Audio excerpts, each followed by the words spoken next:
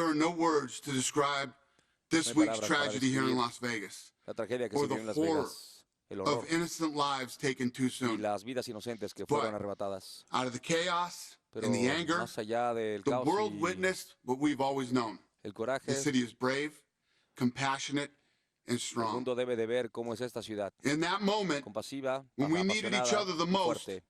our community never hesitated. From the first responders to the Para los que selfless respondieron heroes primero, para to the local los héroes companies, anónimos, everyone para todos stepped up to ustedes give back to a city that's given us que all han so much. And it doesn't respondido stop here. de Don't una be manera afraid. extraordinaria. Don't let fear stop you.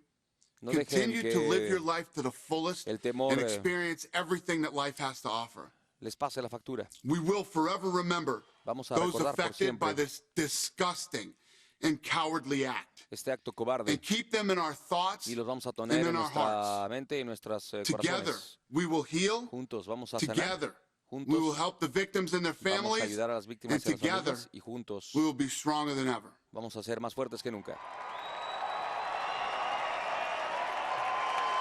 Ladies and gentlemen, the nation recently experienced a terrible tragedy here señores, in Las Vegas, an event Estados that claimed the Unidos lives of 58 atravesó innocent por un people and momento wounded horrible. 489 La semana more. anterior We grieve with all those whose loved ones were lost and with everyone y affected by estamos con this todos los que devastating perdieron event. a sus familiares We y also, though, las would like to víctimas. acknowledge the heroic efforts of our first responders and medical staff, many of whom Queremos rendir un are homenaje here a in the todos building with us aquellos this héroes evening. anónimos que respondieron We are inmediato honored to para have ayudar. with us tonight 6 people who were deeply impacted by Sunday's events.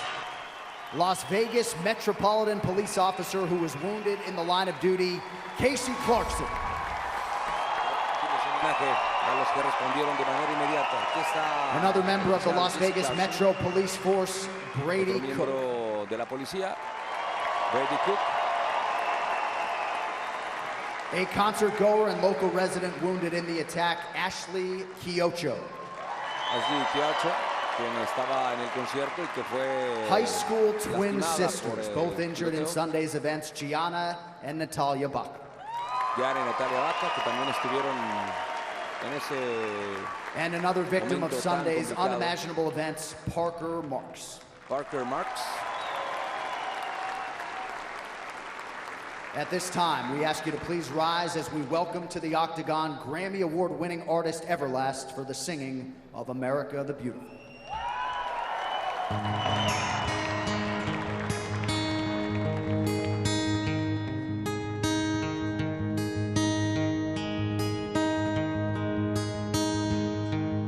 Oh, beautiful,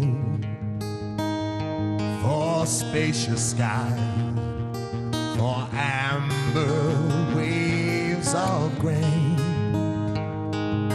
for purple mountains, majesty, above our fruited plains. America, America, God shed His grace on thee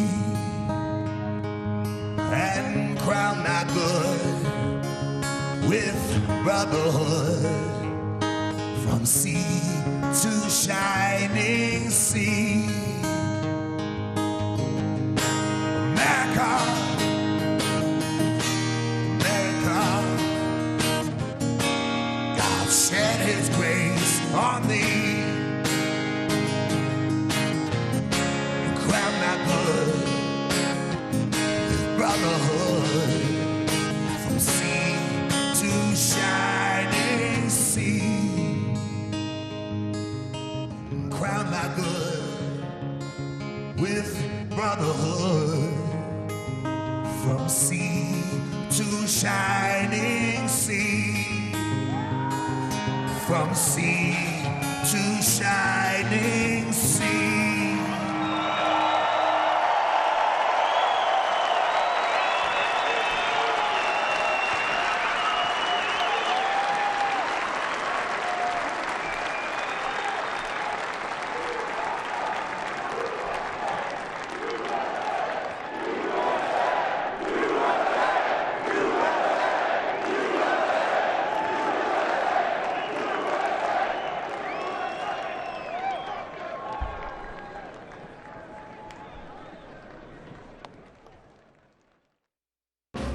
I pose something that these fighters don't. And I believe that stylistically, I have the scrambling ability, the striking ability to hang with Demetrius, and tonight I'm going to show the world that I mean business. Anderson Silva's record is awesome. 10 consecutive title defenses. It's nice to have my name next to him, but it's time for me to surpass this man and become legendary status again in 11 consecutive title defenses. Every time Tony Ferguson does something crazy, I'm gonna make him pay for it. I'm gonna hit him, I'm gonna take him down, I'm gonna rough him up for it, and he's gonna be in there for the long haul. Kevin Lee or anybody else is gonna deserve this matchup. It's who the UFC puts in front of me. And right now, Kevin Lee's in front of me, and he's the problem. And I got the solution for that little wise ass.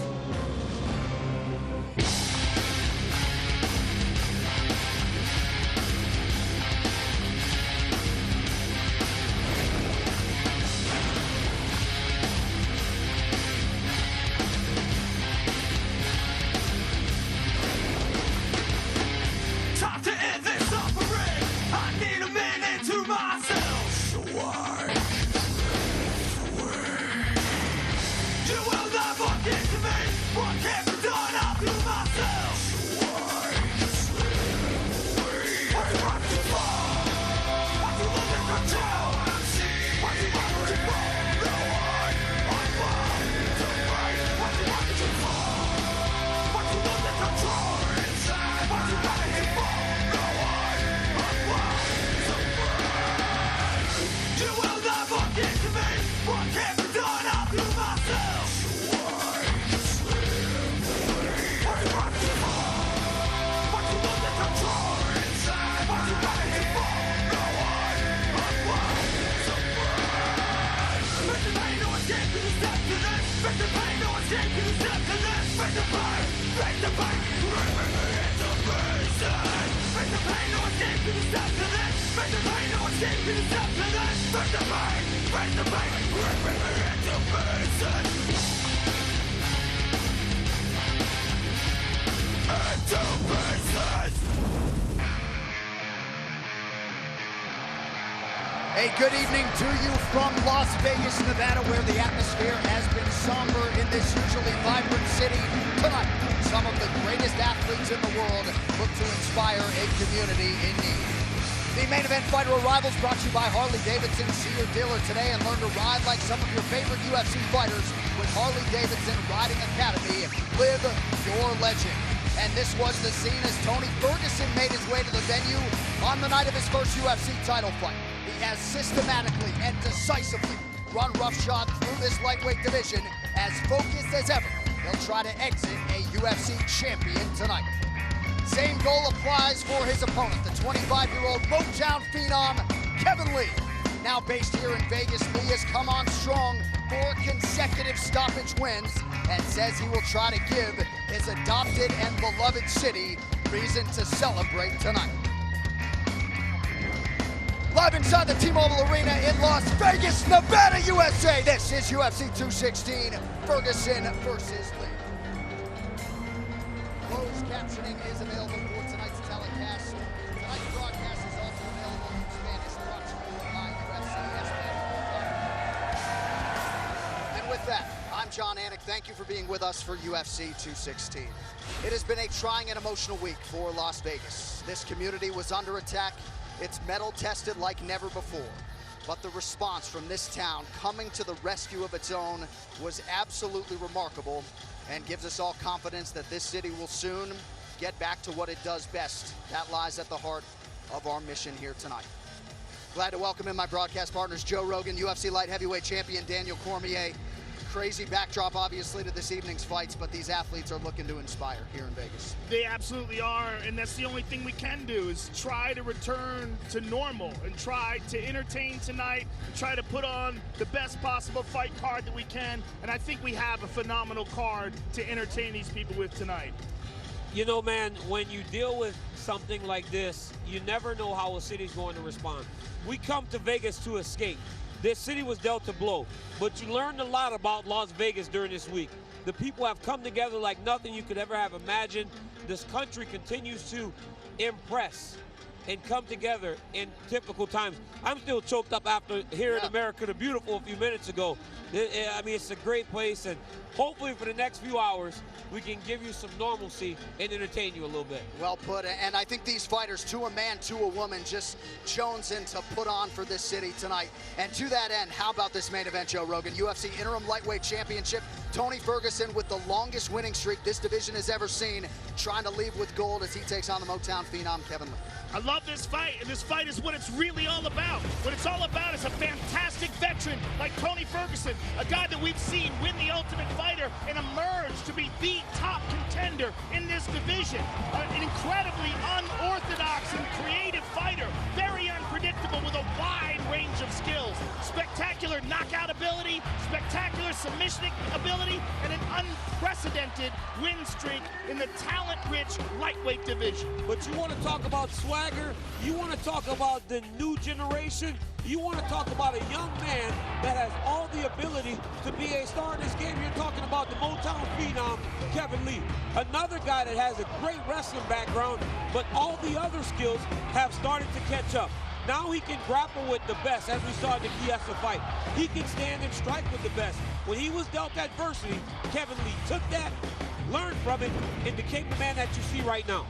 Weigh-in day was trying for Kevin Lee, and how about Tony Ferguson, forever in his own world during fight? In his own world, listening to music, dancing and singing. It's beautiful. Look, Tony Ferguson is a weird dude. He makes his own training equipment, builds his own stage inside his octagon, where he has a house in Big Bear. He's a very unique guy with tremendous work ethic, and he has been waiting for this moment forever. And Kevin Lee has everything you want to see in a young star. He's got the swagger, he talks trash in a phenomenal way, and he can fight. Yes. This is an amazing, amazing matchup. And we know you love his outfits. You got to get some of those I love threads. the way he dresses. We'd like to throw Joe in one of those overalls he was wearing the other day. Forget the all black. Co-headliner tonight, boys. One way or another, UFC history is going to be made. Demetrius Johnson has prioritized this record. Tonight, he goes for a 11th consecutive defense. Ray Borg, the man in his way. It's an amazing fight and an opportunity, in my opinion, to see the greatest of all time. That man right there is the greatest mixed martial arts fighter that has ever lived. He has the most spectacular skill set of any fighter that has ever competed in any organization ever.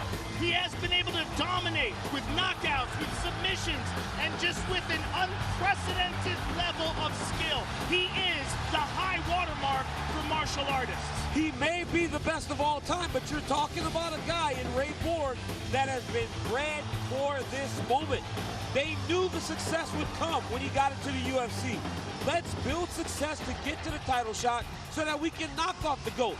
Ray Borg has well-rounded skills. He can grapple, he can wrestle, he can stand and strike, and he has the confidence to believe that he can beat DJ. He also was on weight at 6:45 a.m. Friday morning, 2 hours before he had to make the mark. He wanted to send a statement on the scale, and I think he did that. I think he did that as well, and that has been the knock against him up until now. And I think another huge factor is the speed of Ray Borg. Yeah. I believe he would be the fastest guy that Mighty Mouse has faced in a long time. And that's where people struggle with Mighty Mouse, right, is the speed. Right. This guy may be as fast as Demetrius. All right, well, it is always great to have you with us, but especially so here tonight in Las Vegas. Several great matchups coming up.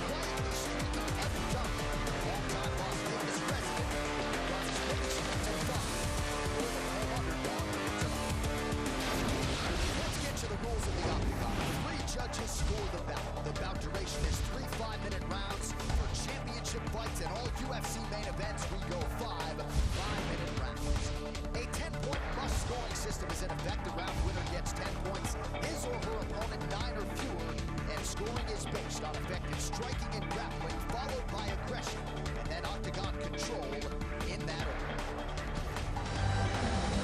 trying to confuse you, but the Nevada State Athletic Commission has not yet adopted the new unified rules for 2017, so those changes not in effect here tonight.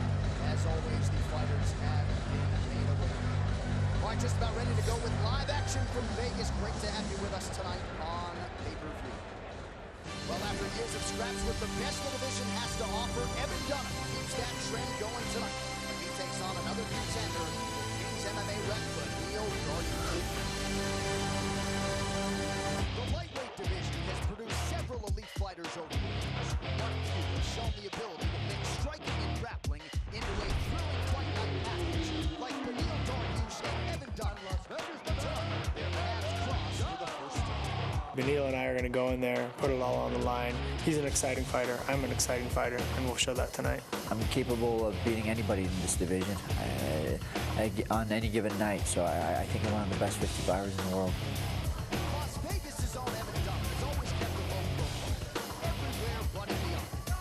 Now as he embarks upon his 18th UFC appearance, 4 consecutive wins have Dunham on the verge of big things in this most competitive weight class. The lightweight division's the best in the organization. I'm right at the top, and I'm going to prove that when I beat Benil tonight.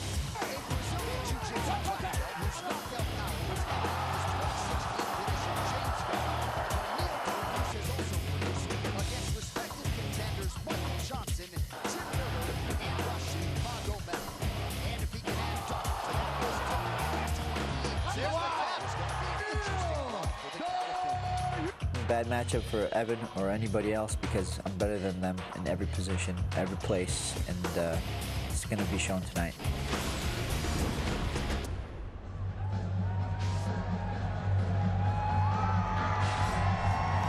So here's the proud Las Vegas resident Evan Dunham coming out with the Nevada state flag. Airborne, and here's Evan Dunham, number 14 in the world. And Joe, a little bit out of sight, out of mind. He ends the longest layoff of his career, 385 days here tonight. And the last 3 fights that we've seen from him inside the octagon, he's won over very impressive competition. Ross Pearson, Joe Lozon, and then beat Rick Glenn, who looked absolutely sensational in his last outing. Evan Dunham, when he's putting it together, is an excellent fighter. He's got a black belt in Brazilian Jiu-Jitsu, very strong striking, very good endurance, and a wealth of experience.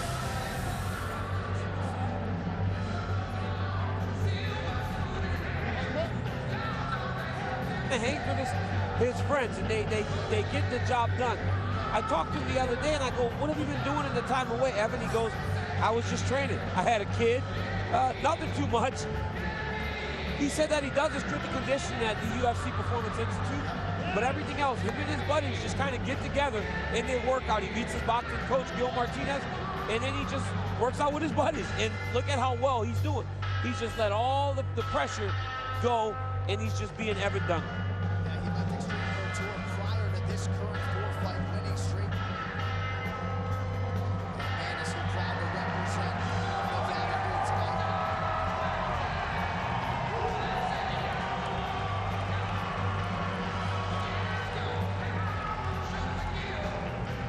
Born in Eugene, Oregon, Evan Dunham has lived in Las Vegas for more than a decade. He comes in tonight, number 14 in the world, 5-time UFC bonus winner. Let's see how it goes for the well-rounded Evan Dunham here tonight. That Brazilian Jiu-Jitsu black belt under the King Robert Drysdale. Plus striker. Big spot for Dunham against a contender tonight.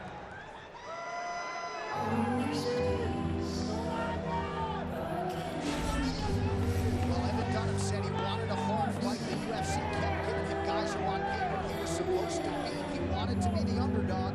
Ask and you shall receive as he takes on 12th ranked Benil Dariush. Benil Dariush is an excellent fighter, tremendous ground game, black belt in Brazilian Jiu-Jitsu as well, very dynamic submission skills, and under the tutelage of Rafael Cordeiro has really raised up the level of his striking to the level of his ground game. Just a very complete mixed martial arts fighter. He's coming off of a knockout loss to Edson Barboza, but Edson Barboza is one of the greatest strikers in the sport, and he'd love to rebound tonight with a victory over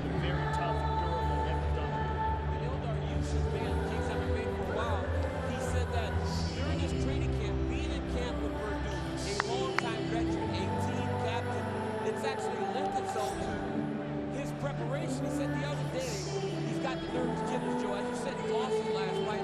So you want to continue to work. You want to do everything. He said as he was moving around after they were done training, Purdue walked over to him, put his hand on his shoulder and said, enough. You're ready. You don't have to worry. You have done everything you need to do to prepare for this fight. So having his teammate on the same fight card is really going to benefit him as he steps into the octagon. And the Barboza fight for Beneil Dariush, a valuable learning tool. He said tonight his biggest focus is actually octagon awareness. He said, I need to cut him off. Dunham should never be comfortable. And he said, if I'm backing up, it's for a reason. So Beneil Dariush and Dunham, two evenly matched lightweights, looking to track their careers forward. All right, with that backdrop, let's get to the tail of the tape. Beneil Dariush, 28 years old. Evan Dunham will be 36 in December. Both fighters 5 foot 10 inches tall. Both weighed in at 156 pounds. 2-inch reach advantage for the Iranian-born Beneil Dariush. All right, now to get us started for the main card with the introductions, here is Bruce Buffer. Ladies and gentlemen, we are live from the T-Mobile Arena in Las Vegas for UFC 216, Ferguson versus Lee. And now, this fight is 3 rounds in the UFC lightweight division. Introducing first, fighting out of the blue corner, a freestyle fighter holding a professional record, 18 wins, 6 losses. He stands 5 feet 10 inches tall, weighing in at 156 pounds. Fighting out of Las Vegas, Nevada, Elbowy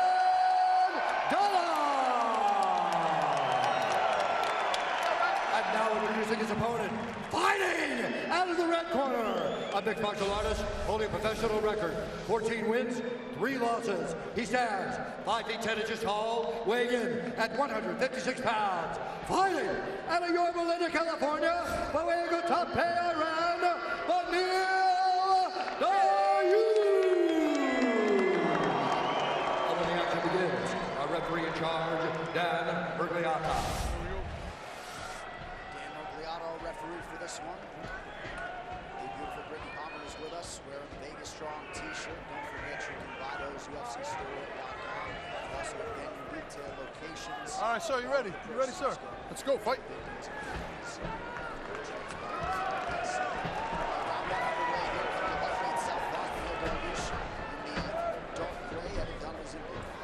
Evan Dunham has a very educated jab and very skillful stand up and the ground game. And Beneil Dariush is really one of the best in the division. It's the groundwork. We trot out the term well-rounded all the time in modern-day mixed martial arts, but Dunham really fits the bill. And even Dariush said that his versatility is his biggest weapon. His striking's not working.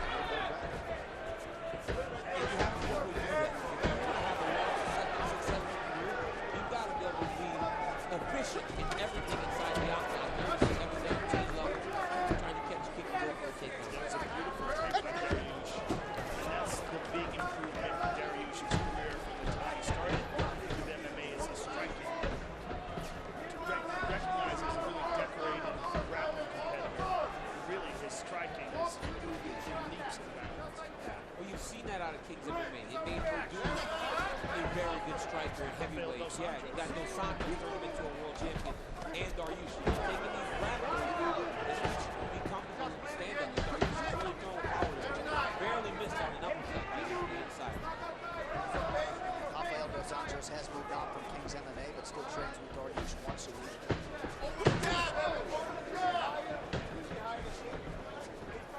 Dunham is really moving a lot along the side of the octagon.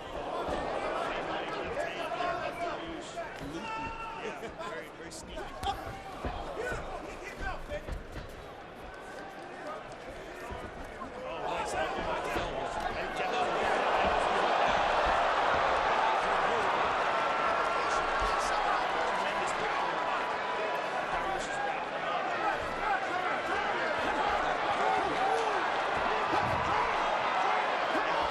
Back in the head.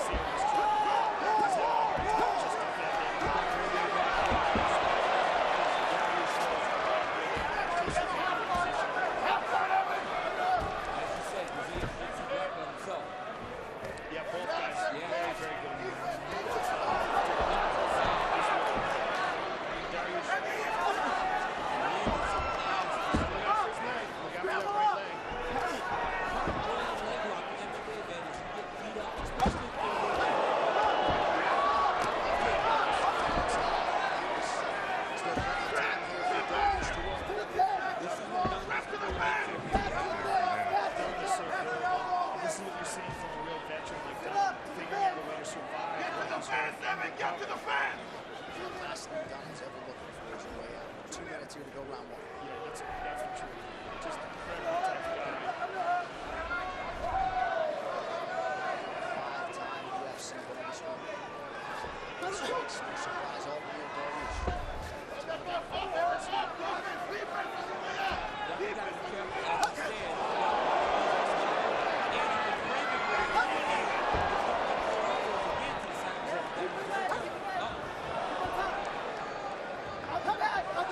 Out the back, Evan! Every strike is affecting Dunham, and it's very visible that everything he's doing is hurting.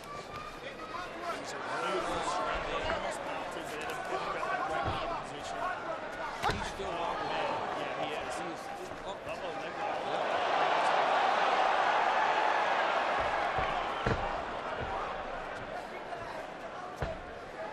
He's still holding it. Look at that, so game. Right into the single leg. Going for the deep half here. You're trying to use that right underhook. Oh, man. Getting beat up here from top position by Dariush. 25 seconds, Evan! That's the craziest thing about jiu-jitsu as it applies to MMA. A lot of jiu-jitsu gets smashed if you're not very careful. You know, everything has to be fast. 30 seconds back! Out the back, Evan! 30! Yeah, and there's a lot of positions that really don't work when the opponent has the opportunity to punch. 30 seconds, Evan! Keep moving!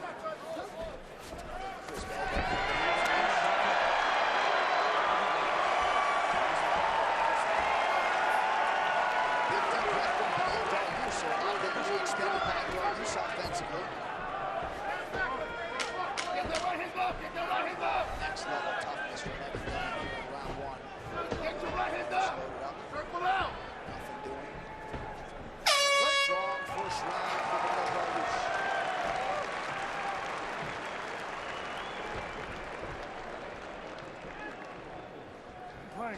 No, hey, we're good. Sit down, breathe here.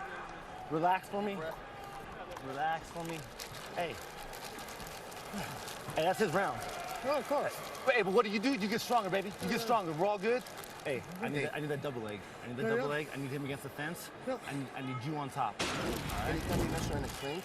Right here, you see the elbows by Beneil Dariush that really hurt Evan Dunham. Just kind of framing him and throwing the elbow over the top. Then right here again, as Dunham's trying to work his way back to his feet, Dariush getting off damage. Now, controlling the feet, passing, and landing a beautiful left hand over the top. The toughness of Evan Dunham. And there is Ashley Pacone, one of our great Octagon girls. She was at the Route 91 Harvest Country Music Festival last Sunday night. So absolutely great to see Ashley here and healthy. The rest of the crew, please send Ashley thoughts. Ariane, Chrissy. All right, round two. Let's go, gentlemen. Fight. 216. All right, round two here. Evan Dunham, Beneil Dariush. We'll see if Dunham can make the proper adjustments. Bombs. Every time they come into contact, he is throwing bombs. Yeah, he has a real power style, and you know that's indicative of King's MMA and Rafael Cordeiro. He comes from that classic Brazilian shoot box background. He trains these guys to kill them. Nice knee, body, look at him.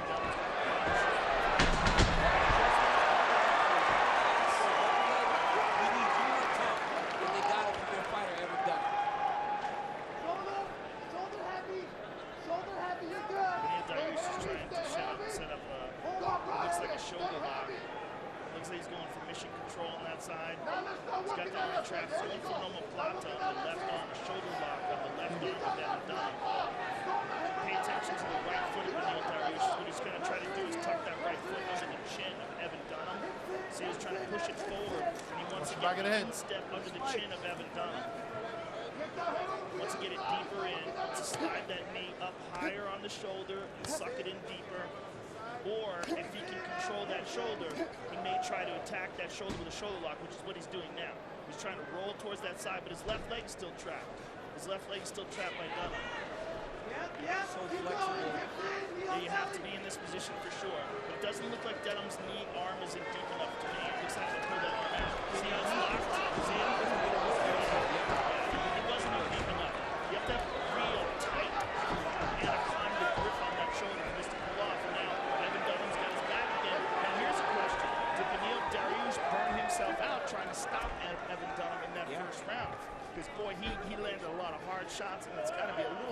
discouraging when a zombie like Evan Dunham just survives and plods forward. And that is one of the hallmarks of Evan Dunham. It's one of the things that his main characteristics is so tough. This is why. So can do this. And the mental strength of Dunham is very, very important. Because he's zero quit that guy. Zero. Well, to take a beating like he did in round 1 and come back and secure a takedown and now be controlling round 2 to this point says a lot about the toughness of Evan Dunham. Yeah, and as we said before, Dunham is coming off of 3 very big wins in a row against real top-flight competition. So he's coming into this fight with a lot of momentum and a lot of confidence. This is huge. Also, too, trying to make it lost time after missing portions of the last 2 years. Understanding what circumstances like Beautiful low kick by Dariush. The way he landed that arm combination just buckled the leg of Dunham. These big action, the jumping in, if you're already tired, you're going to do that. And it just explains a lot of energy. Another big lift by Dunham. And he's taking some deep breaths. Give me a double leg, Evan! Chael Sonnen once famously said, if you try to win by knockout and you don't, you're not going to win by decision. Yeah, because you use all that energy. I mean, it's not an absolute thing. Dariush absolutely could win by decision, but it's indicative of how the management of your energy inside the octagon is so critical. Look at this, Dunham all over Dariush. Dariush clearly showing signs of wear. He's still throwing. He's still throwing hard, too. Yeah, he is. wisely continues to circle away from that power left of Dariush. Put him in the base. Turn it. Underhook circle. Get heavy, get heavy. Get heavy, there you go. Double underhooks.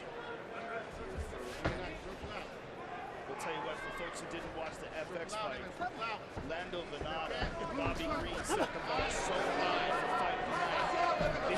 These guys got to really get after it. Anyone has to, right? What a fight. That was crazy. Those guys laid it all out there. Nice jab, Evan! Use that speed! Let's go! Use the speed! Stop it out there! 30 seconds now to go, round 2.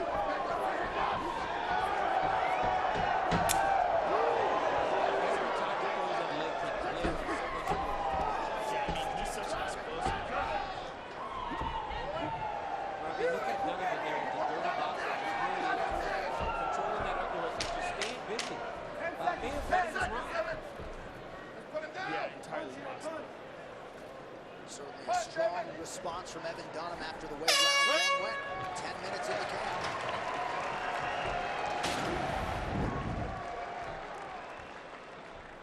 He went to the wrong side.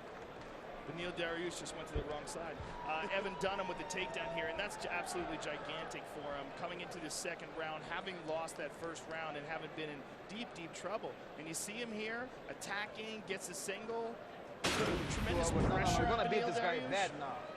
You're gonna do the thing. You're gonna make him move inside. You're gonna throw your right high kick. I saw you 2 or 3 times. You'll think about that. Let's lane a little bit more low kicks because he's really good. But blind him first.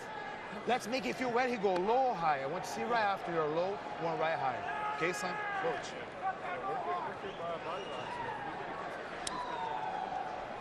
Beautiful.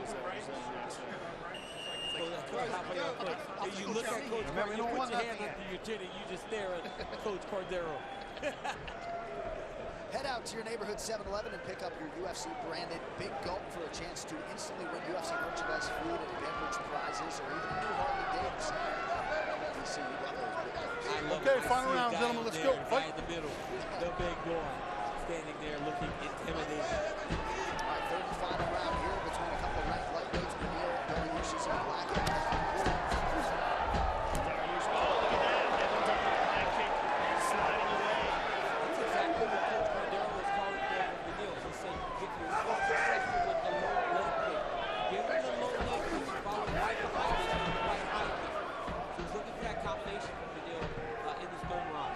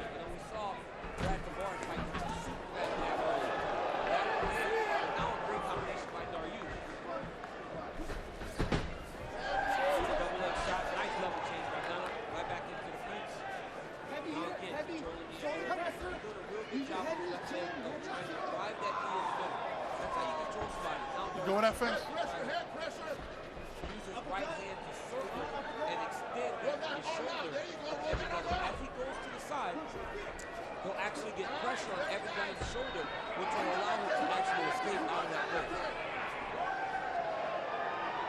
But you can't stop it there. Dunham's winning the round.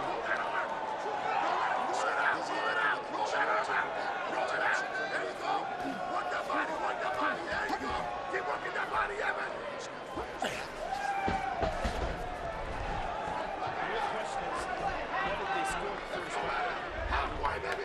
Dariush had him in deep trouble. And clearly, under the new rules, that's 10-8. Is it 10-8 under the old rules? When you're finished, right, and it dominated Dariush for 4 minutes and 30 seconds of that round. Yeah. That could be scored for 8 rounds. Yeah, I believe it certainly should be. But I also believe that Nevada should adopt the new rules. Everybody should, right? Nice leg kick from Dariush.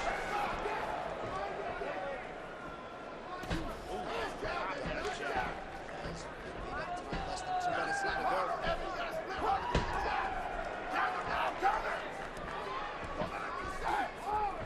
Check those kicks and go fire back! Stepping forward with the right foot, Evan! Dariush's leg kicks.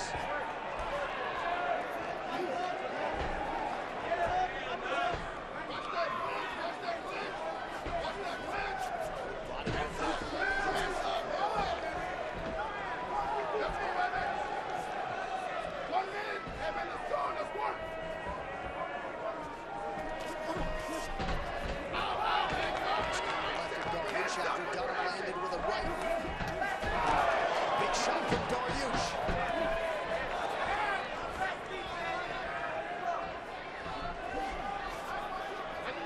Less than a minute now to go.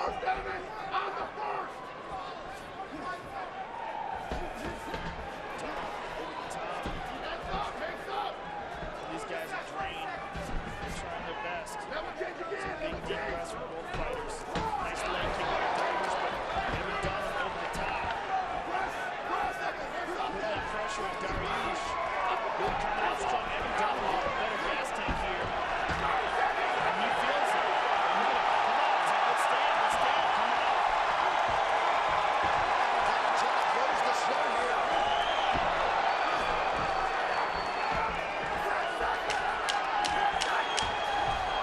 You gotta like the willingness to go for it from Evan Dunham here down the stretch. Knee from Dariush.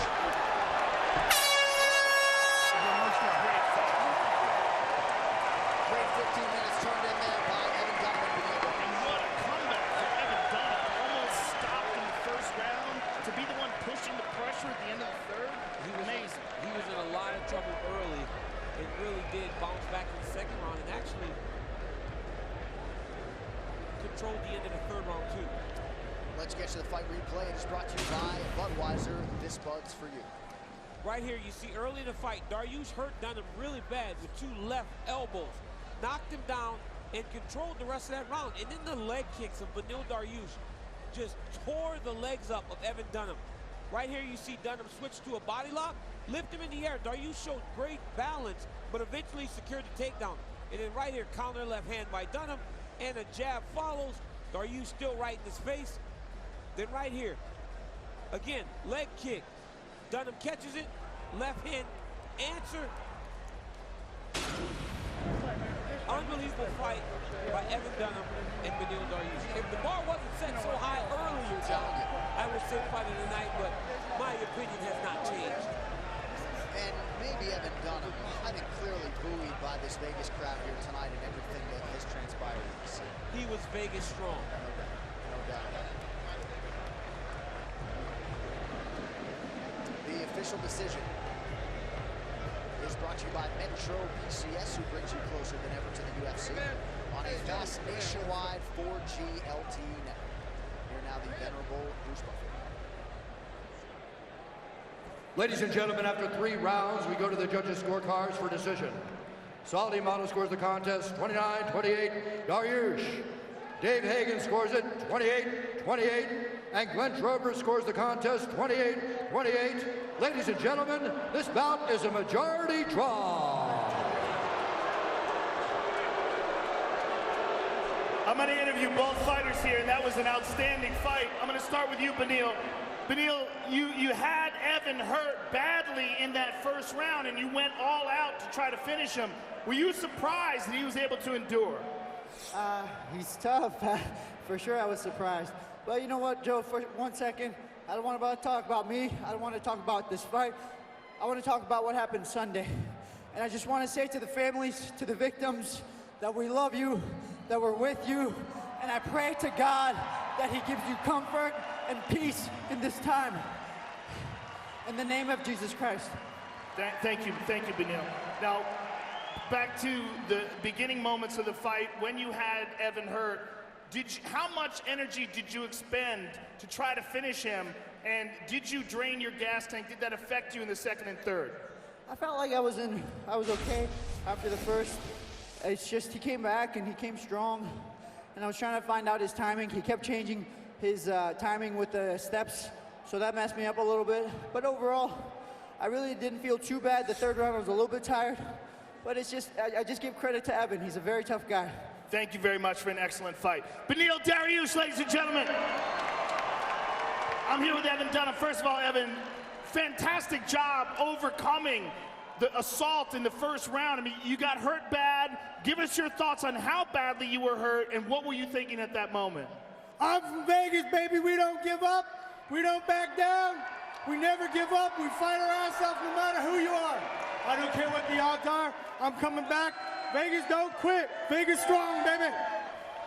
Now, Evan, you've always been known as being a tough and durable guy, and you showed that. You also showed your endurance, being able to come through from that first round and then push the pressure in the second and the third.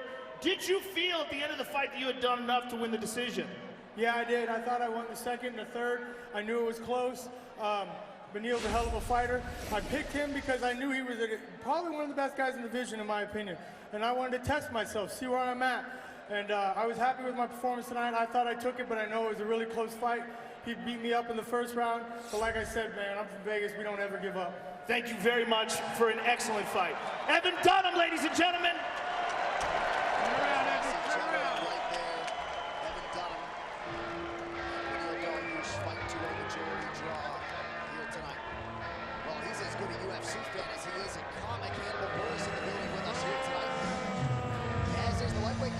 Justin Gaethje approaching on the Ultimate Fighter, and he will soon have a date with Eddie Alvarez later in 2017.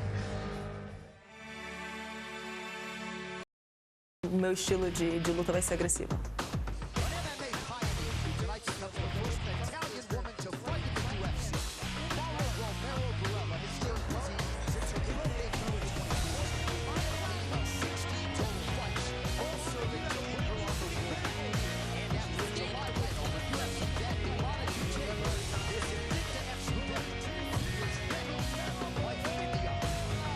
Gli italiani sono combattenti, sono guerrieri. Combatterò questa notte con la bandiera italiana e dimostrerò chi sono gli italiani.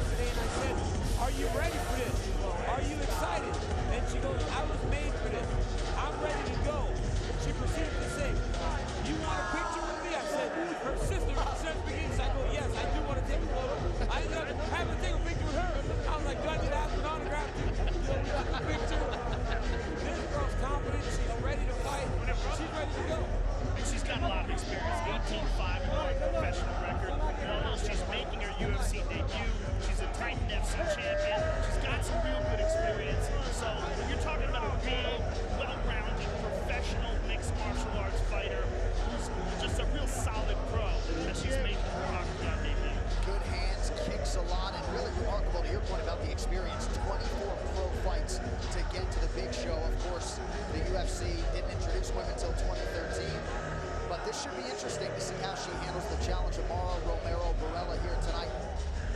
2-1 in her series with Tom. She's faced Claudia Gadelia, Carolina Kowalkiewicz, Jessica Aguilar. Nice mix of knockouts and submissions. The 31-year-old switch stance fighter, Elbowy Ferguson, touching down on that UFC canvas for the first time.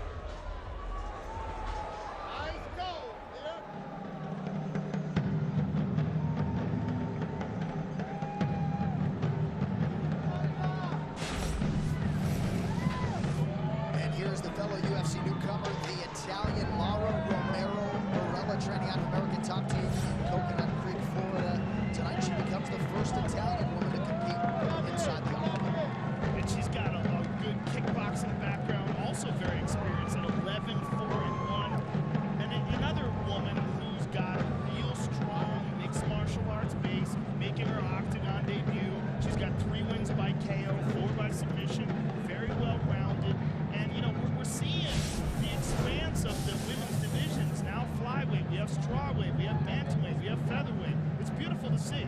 It's beautiful to see that this, you know, at one point in time, we didn't have anything. Right. And now we're seeing this beautiful expansion of MMA across the board in all weight classes. And she trains in Coconut Creek at American Top Team, so she obviously gets to see the great fighters like champion Joanna Jacek on a daily basis. Champion Amanda Nunes on a daily basis, so she is seeing high-level mixed martial arts day in and day out, not only from her fellow female competitors, but also champions like Tyron Woodley who trains in there. So you have the baseline, the basis for what it takes to become a champion right in your face daily. And she's taking that and says, you know what, I can be a champion in this weight division. I'm excited. It's a huge opportunity. But opportunity has to be cashed in. And you see UFC fighter Jessica Aguilar in her corner, as is her jiu-jitsu coach, the great Pahumpa Marcos Damata. Can do a lot worse than Coconut Creek, Florida, especially when you're a developing fighter like Mara Romero Barella. I mean, it might be the best camp in the world, but in this job they put together. Excuse me, sorry. You can't say stuff like that when I'm sitting here, Joe. I mean, I'm not saying it's got the best fighters ever. I'm just saying it's wide-ranging, fantastic camp. At least they don't overscore like those AKA. Oh, what did he just say? All right, we got to tail the tape, boys. Mara Romero Barella, 31 years old, as is Elbowy Ferguson. Ferguson 1 inch taller, but a whopping 6-inch reach advantage for the Italian Barella. All right, now for the introductions, here's the fight. Ladies and gentlemen, this fight is 3 rounds in the UFC flyweight division.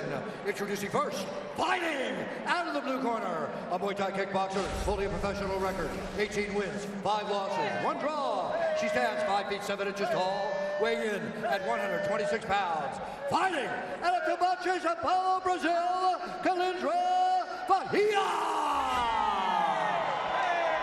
And now introducing her opponent, fighting out of the red corner, a mixed martial artist holding a professional record, 11 wins, 4 losses, 1 no contest. She stands 5 feet 6 inches tall, weighing in at 125 pounds. Fighting out of Coconut Creek, Florida, by way of Ponte dell'Olio, Italy, Mara Romero Barella. When the action begins, a referee in charge, Jason Herzog.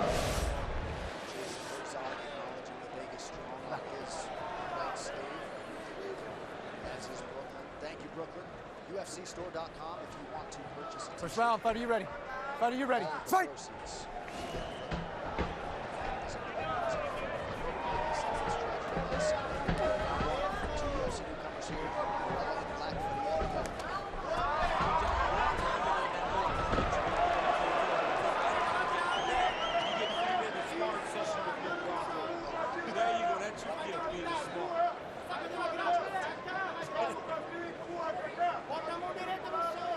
Top position here for Mara Romero.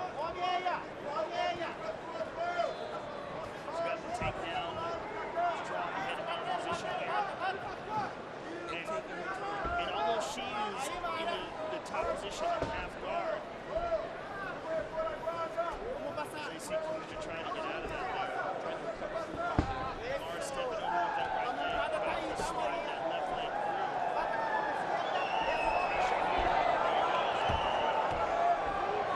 As we were saying, she slipped that leg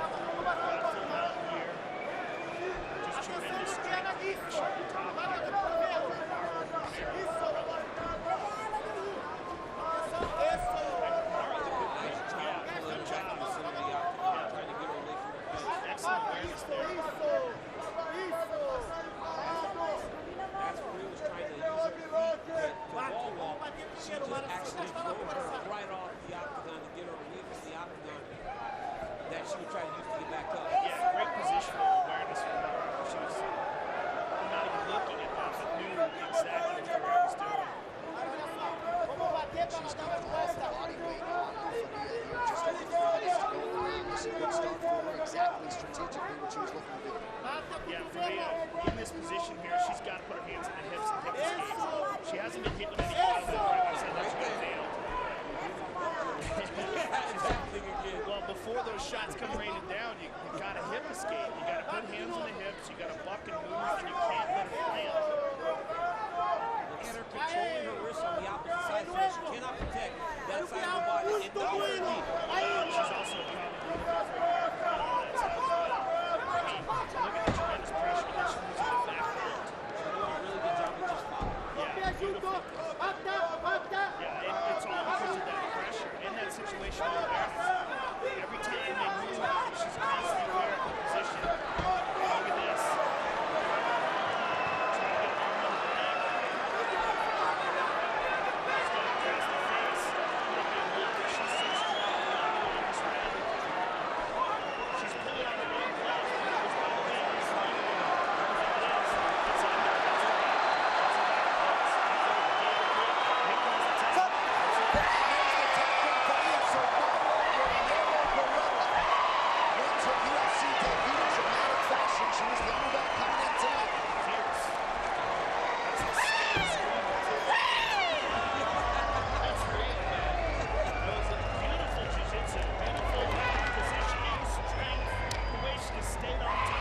this is like this. It's on the drew it up, and once it's official, it will be her 5th first-round finish as a mixed martial arts athlete. This fight replay brought to you by Budweiser. This Bud's for you.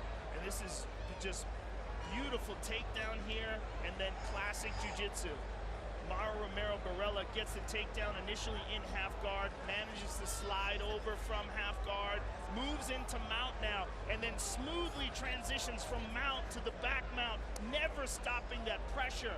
Drops some good shots on her, eventually slides that forearm under the neck, and with tremendous strength and leverage, sinks in that choke and gets the tap. Absolutely beautiful performance by Mara Romero Barella. And her jiu-jitsu coach, Bahumba, just came over and said, I'm telling you, she's an animal. That was textbook jiu-jitsu. Needless to say, they are happy with the result here tonight as Mara Romero Barella gets it done in a big way here in her UFC debut. The official decision is brought to you by Metro PCS, who brings you closer than ever to the UFC on fast nationwide 4G LTE network. Here's Bruce Buffer. Ladies and gentlemen, referee Jason Herzog has called a stop to this contest at 2 minutes, 54 seconds of the very first round. Declaring the winner by submission due to a rear naked choke, Mara Romero Barella!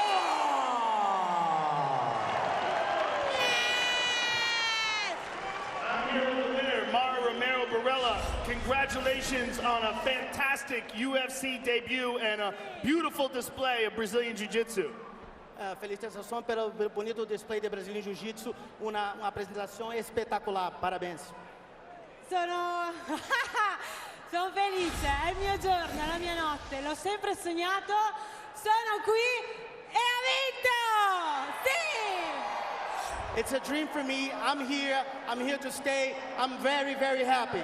Mara, take us through the finish, because once you got her to the ground, you had tremendous pressure on her, you maintained position no matter what she did, and eventually got the rear naked choke.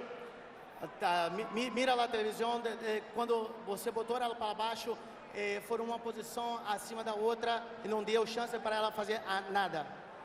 Sì, abbiamo lavorato, anche se in una settimana abbiamo lavorato per questo match. Ho avuto il preavviso di così poco tempo e abbiamo studiato. E questo quando era a terra era calma, trovare, stabilizzare, finalizzare. It was a hard camp. It was just 10 days notice, you know, but we studied her a lot. And we knew that once we got her down, it was going to be the matter of time. Just take your time, breathe, and we're going to get the submission. Congratulations on a spectacular debut. Mara Romero Barella, ladies and gentlemen. This year we will crown the first UFC women's flyweight champion, but certainly a nice start to the UFC career for Mara Romero Barella. Tonight's champions in the crowd brought to you by Budweiser. This Bud's for you. There's the UFC Bantamweight champion, Cody Garbrandt, with his wife who is expecting. Nice to have No Love in the building tonight. Well, the victims of the recent mass shooting have been memorialized across town. A man from Illinois actually traveled across the country to set up 58 crosses representing the 58 lives lost near the iconic Welcome to Las Vegas sign. I am the greatest fighter on planet Earth. Everyone will see soon enough. I feel like I'm evolving every day, every minute. I'm just going to carry it on until I reach the pinnacle. Darren Till is no joke. He's dangerous, he's young, he's undefeated. I am great. I know I'm great. I don't care if I'm the underdog or people are saying I'm the best. I just go in there and I say I'm the greatest and I believe I'm the greatest. Oh! Beautiful work from Darren Till. He knows the finish is there. I am the best striker in the welterweight division. In fact, in the whole of the UFC. If you say I can't do something, I will go and do it. Say I can't beat Cowboy and you're going to see Fight Night. This is literally going to be my 34th UFC fight. I've seen it all, man. I've been there, I've done it. I've seen the toughest of the tough. For some kid just think he's going to come in and just steamroll me, please. Oh! Donald Cerrone does it again! You're going to have to come tread water with me, man. Be in the deep water, because that's where I'm going to take you. Second round, third round, can you keep the pace? Oh, my goodness! I'm going to hit him so hard with that first punch that he's going to know this was a bad fight to take. Oh, there it is again, the left hand. He's young. He's never been there. He doesn't have that been drug into the pits of hell mentality. He'll start making mistakes, and I'll just capitalize, and he'll look for a way out, and then I'll give him one. Donald's got his looking to finish it right here. He's got it. Cowboy just doesn't know. He really does not know the type of person he's fighting. When I knock his face off clean, he will know who Darren Till is. I'm going to make him retire. You want to come at me with crazy talk and talk. I have more Fight of the Night performance bonuses than you have fights. I am literally just going in there to smash Cowboy Cerrone. That is my only goal. It's going to be a long, long night for you. And I'm going to push, and I'm going to grind, and I'm going to f*** you up non-stop for 5 rounds.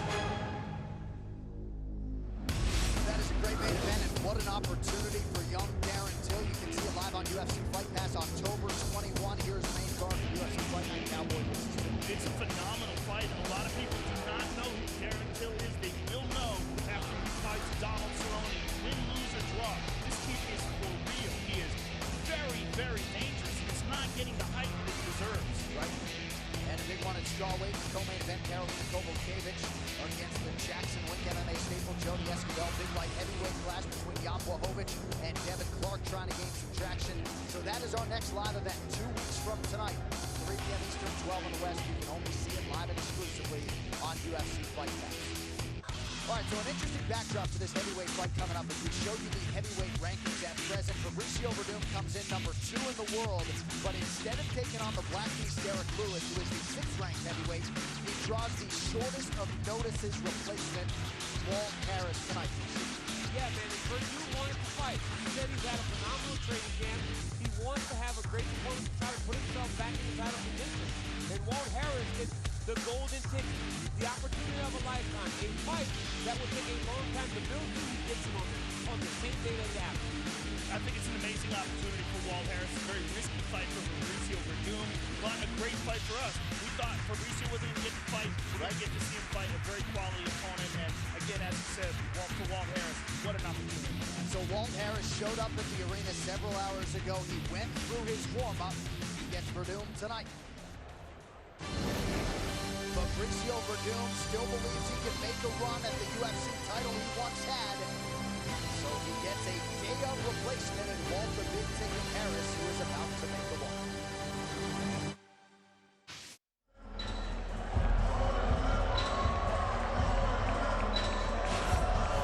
So we were here earlier today, DC, going through the motions, reversing. Walt Harris did his warm-up.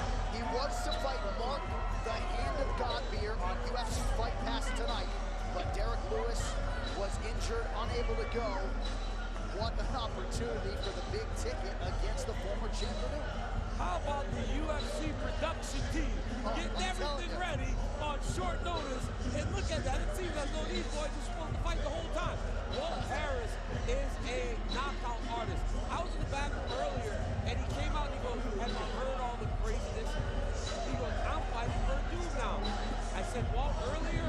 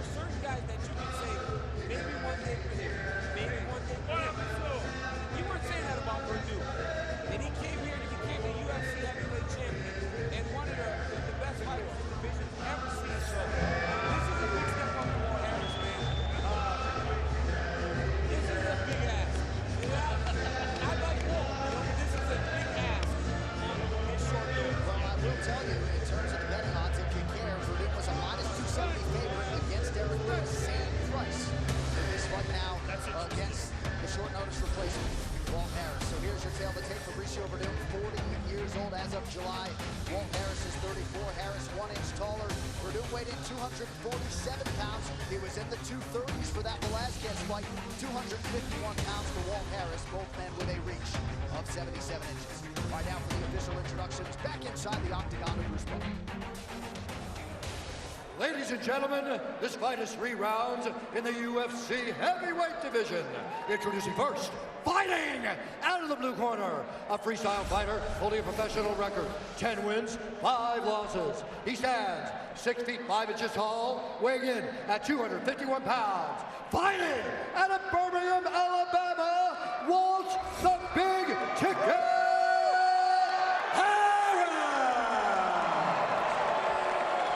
now introducing his opponent, fighting out of the red corner, a mixed martial artist holding a professional record, 21 wins, 7 losses, 1 draw. He stands 6 feet 4 inches tall, weighing in at 247 pounds. Fighting out of Los Angeles, California, by way of Porto Alegre, Brazil, presenting the former UFC heavyweight champion and the #2 ranked heavyweight contender in the world, Fabricio!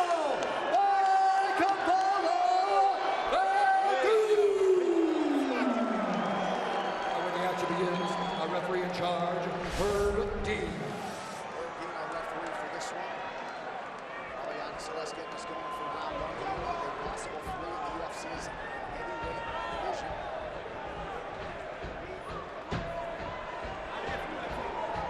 Ready, let's do it. Head out to your neighborhood 7-Eleven and pick up your UFC branded big goal for a chance to instantly win wrestling merchandise, food, and beverage prizes with a new Harley Davidson. So Verdum is in black. Is in his gray. DC, I know you've dealt with a lot of last-minute replacements and weird circumstances in your own career, but Walt Harris was supposed to fight a striker tonight. He is now fighting maybe the greatest Brazilian jiu-jitsu who's also an excellent. Yeah, he's going around with both of them and we can't see it. We hadn't even seen that much about him.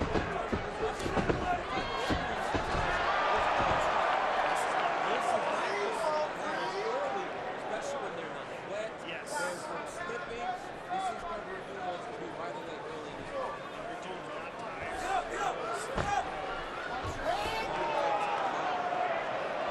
He's great bottom legs. Tremendous pressure on Fabricio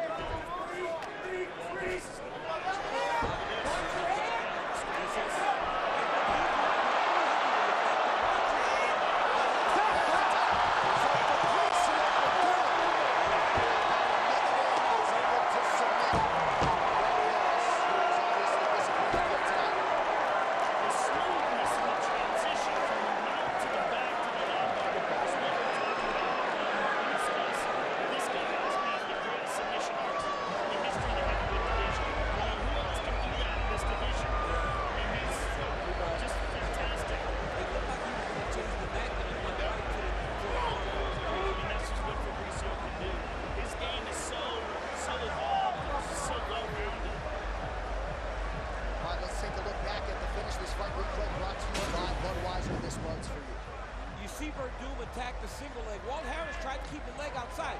But watch, as soon as that leg comes inside, there it is. It's stuck in the middle. Now you don't have that post. You don't have that lever to balance on. And right here, Verdum allows Harris a little bit of space. Don't think Walt pushed him off. He allowed him a little bit of space to take his back. Walt Harris thinks back choke. Verdum, I'm working, bud. Well, I'm working. Walt Harris thinks rear naked choke. Verdum goes armbar. Match over in the first minute. Look, man, there are levels to this game, right? There are levels to the game. And tonight you saw Verdum shoulder level. You saw Mount Everest. That's what you saw. Right. You saw the top level. That's the video game guy that you don't want to fight. That's Ball Bull on Mike Tyson's punch out of Soda Popinski. That said, this is not going to be held against Walt the Big. No, it won't. Because he did. He stepped up right now. And he came in with some appreciable momentum in this heavyweight division. So, bigger fights ahead for Walt Harris and Verdum. The official decision brought to you by Metro PCS, who brings you closer than ever to the UFC on a fast nationwide 4G LTE network. Here's Bruce Bowen. Ladies and gentlemen, referee Herb Dean has called a stop to this contest at 1 minute, 5 seconds of the very first round, declaring the winner by submission due to an armbar, Fabricio Vacavolo.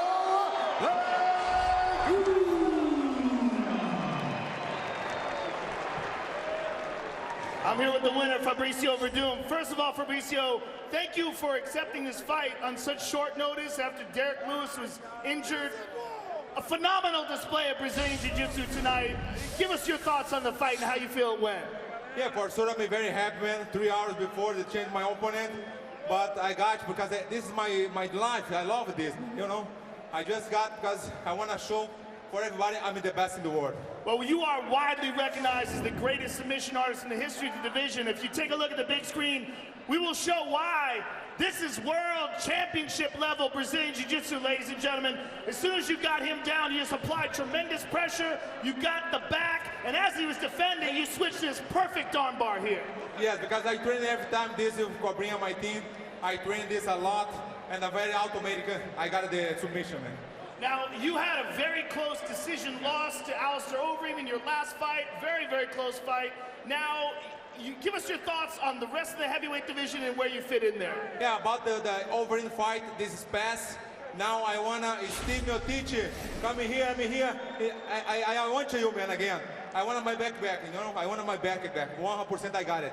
Congratulations on a spectacular performance. Fabricio Verdum, ladies and gentlemen. Ahmad Sila, hey! Galera de Porto Alegre aí, tudo nosso, Heitor. Até apenas iremos. You cannot grapple with a guy like Verdum that early. You got to pick your poison. Walt didn't have a chance to pick it. Verdum with the submission. The only way to win tonight.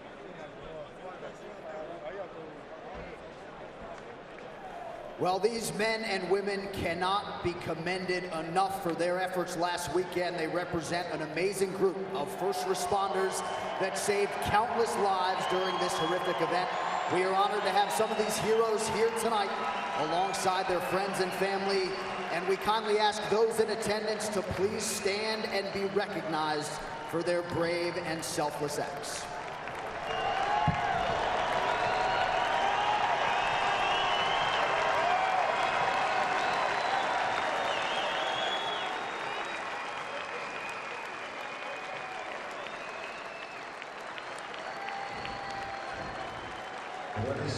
Coming up next, Demetrius Johnson vies for history. He just might be the best mixed martial arts athlete you have ever seen, and he can become the most decorated UFC champion of all time with an 11th successful defense tonight. But looking to mute all of that noise and then some is the upstart Ray Borg, a hungry 24-year-old with equal parts skill and will, one who can shake up the sport with an upset win tonight. And next month, star power, former UFC welterweight champion George St. Pierre is back.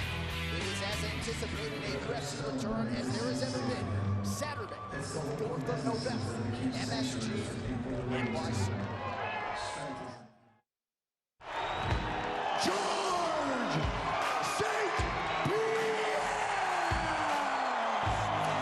I've been gone for more than 3 years, and I miss the feeling of victory.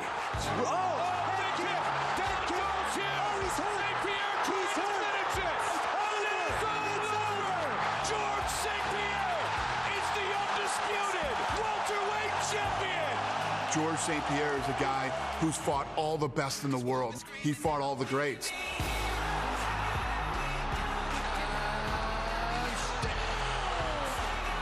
The greatest of all time at 170 pounds. The reason why I come back is I don't want at 50 years old wondering how good I would have been if I would have come back in my prime. The fans will see the best George St. Pierre ever taking on the middleweight champion, Michael Bisping. Michael Bisping isn't talked about in the big conversations of the greatest of all time, but what's crazy is Bisping is the winningest fighter in UFC history.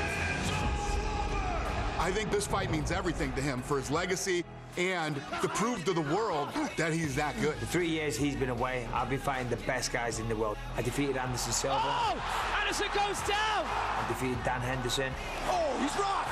Of course, I knocked out Luke Rockhold. He was pound for pound one of the best in the world at the time. Michael Bisping is the new UFC middleweight champion of the world!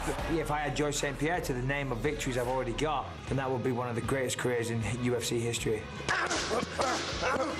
I'm not gonna be the old GSP. I believe right now I reached the perfect peak of athleticism, knowledge, and wisdom as a fighter, and I'm gonna prove it to everyone. He's not a fighter like I am. There's a reason why he stepped away from the sport. He didn't have the heart for this sport anymore.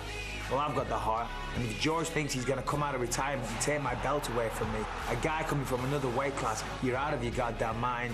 There's only gonna be one winner, and that's gonna be me. I know what I'm up against. He's bigger than me, but I think I got all the tools to beat him. I think I'm a better fighter, and I'm gonna come back to shock the world.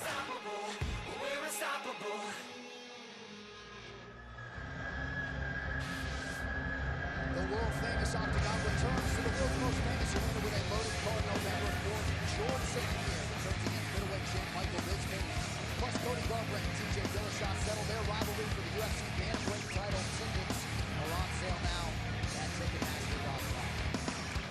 Well, Joe Rogan, among the constants in an ever-changing MMA landscape, they're all still chasing DJ in 25 minutes. You gotta chase the champ, and he is the champ. He's not just the champ, he's the best champ ever, the only champ at flyweight. And what a spectacular example of a mixed martial artist he is, and a champion.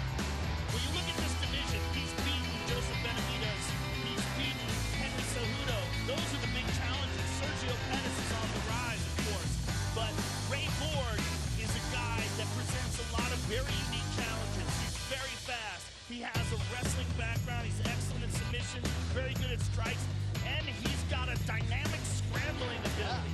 The times that we've seen Demetrius in trouble, we've seen him on top of him, with people on top of him controlling him. If Ray Borg can get to that position, I think this fight can be very interesting.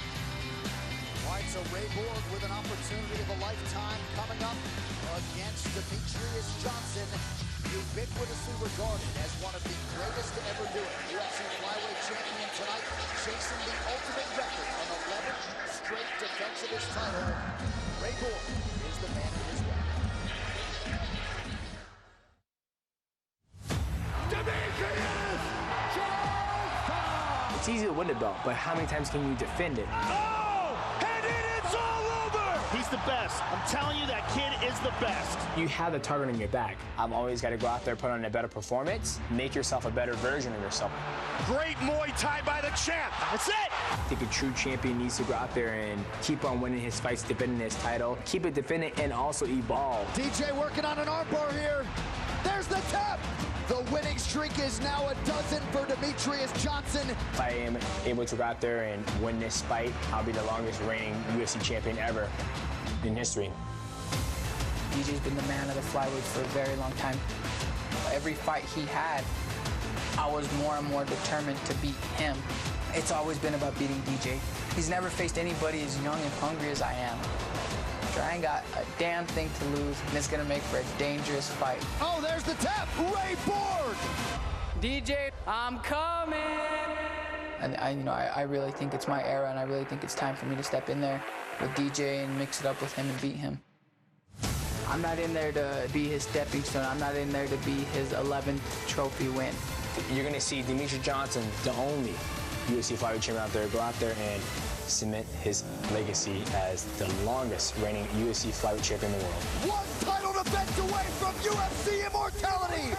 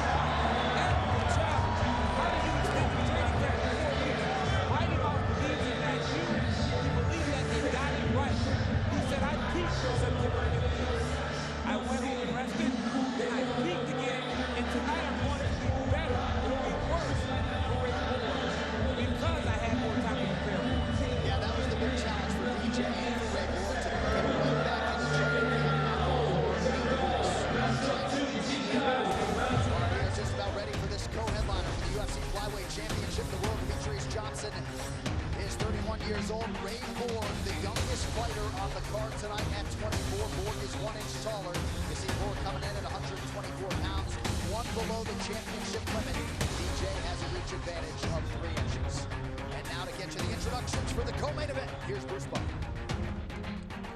Ladies and gentlemen, this fight is 5 rounds for the undisputed UFC Flyweight Championship of the World.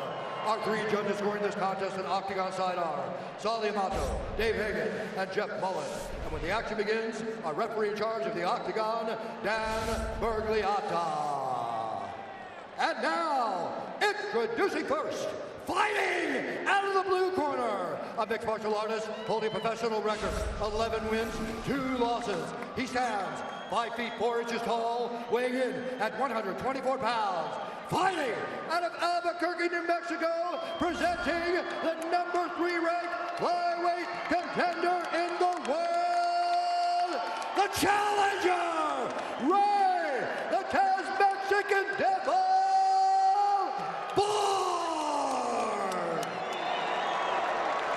And now introducing the champion, fighting out of the red corner, a pancreation fighter, holding a professional record, 26 wins, 2 losses, 1 draw. He stands 5 feet 3 inches tall, weighing in at 125 pounds. Fighting out of Parkland, Washington, presenting the number 1 pound for pound fighter in the world, and the reigning, defending, undisputed UFC flyweight champion of the world, Demetrius Mighty Mouse Johnson!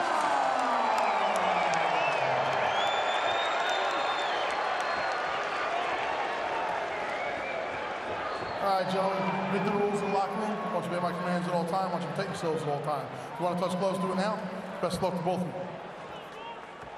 Here we go, Demetrius Johnson, Ray Borg, 1 title defense away from UFC immortality for Mighty Mouse.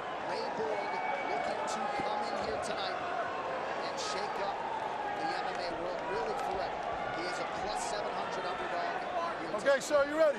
You ready, sir? Let's go, fight. Head out your neighborhood 7-Eleven and pick up your UFC branded pin for a chance to win some of the UFC merchandise, food, records, prizes, or even a new Harley Davidson.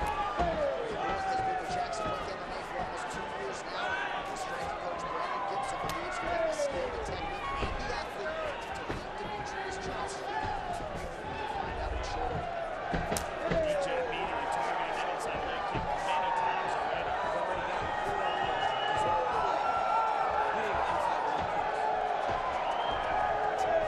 Check it out. Neither man has ever been finished 40-plus pro fights between them. World has got to do something to get Demetrius respect. You can't let DJ just time in and punch out like this. Got to put some pressure on him.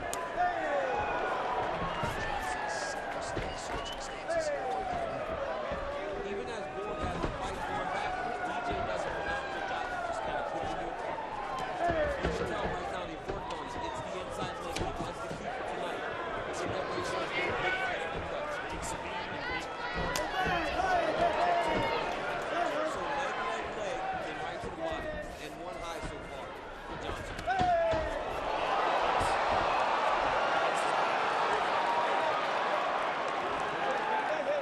just sitting down here, holding on to the left arm of DJ. Trying to prevent that choke, looking for an opportunity to stand up. A beautiful spin there by Borg.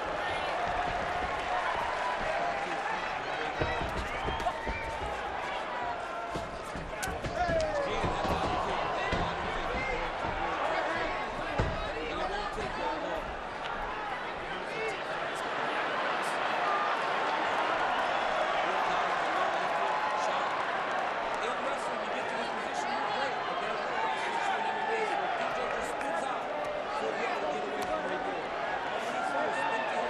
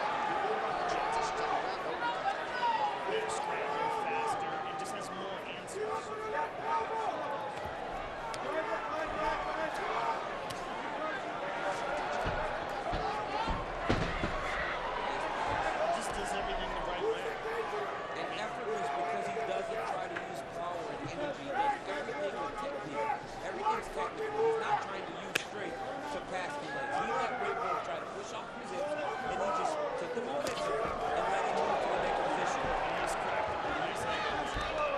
He's so efficient. 6 finishes. He's in for a head knock choke here. He's in for a head knock choke. He's going to try and trap him up back. Or gets it back. Now he's going to go back. He's going to go back and forth. He does good to presents himself. Yep, so there he goes again. Now he's going to switch it to a more. He's attacking the arm in several different ways. He has both defense. He goes to the other. He's going to the head knock choke again. Over and over again. He's going to try to step over that right leg, the left leg, excuse me. He's step over that left leg. He's going to allow him to see.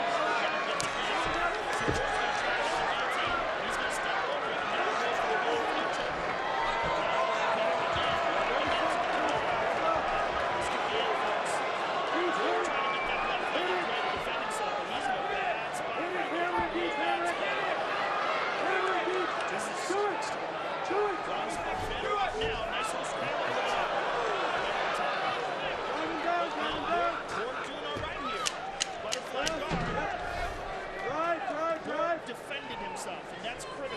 He got into bad spots, and look at this. Borg attacking with a Kimura of his own. Borg's jiu-jitsu coach, Let's go to the red corner. Matthew Brad Ferguson with Demetrius Johnson. Here you go. Breathe and relax. Breathe and relax. Breathe and relax. Breathe and relax. Okay. On the feet? Yep.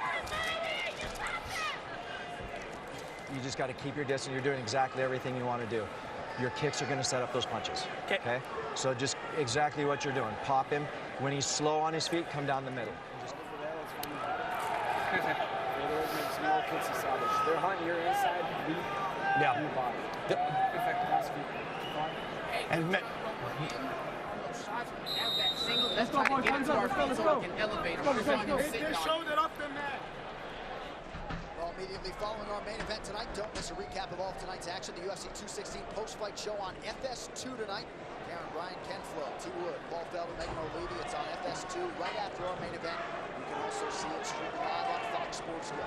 Round 2, let's go, gentlemen. Fight. On round 2 here, Demetrius Johnson. Black and gold definitive champion, Ray Borg is in blue.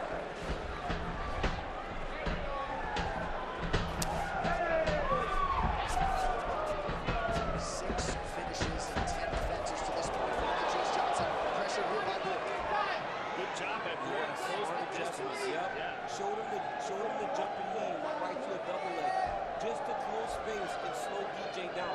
He does not want him out in front of him moving, and like Joe said, pot shot and picking him apart. Great adjustment by Ray Borg. Yeah, I think you were talking about this earlier, DC, that he's got to make this a fight, a dog fight. I think you're absolutely right. I don't think we can technique for technique with DJ, but if he can get it ugly and turn it into a brawl, he can have some success. Another thing that you were pointing out is that when the two of them are standing next to each other, Ray Borg is the bigger man. Yeah. That's one of the reasons why he's going to have a hard time making that 125-pound limit. You're looking for the guillotine here. Borg looking to connect his hands together here. DJ's got to be careful here. Yep, so when he starts to get tight, DJ will attack his hands. There it is. He started to become a threat. You attack the hands. Nice job by Borg. Changing the position. Back to control. Yeah. Back to control. Nice back change. Release the security.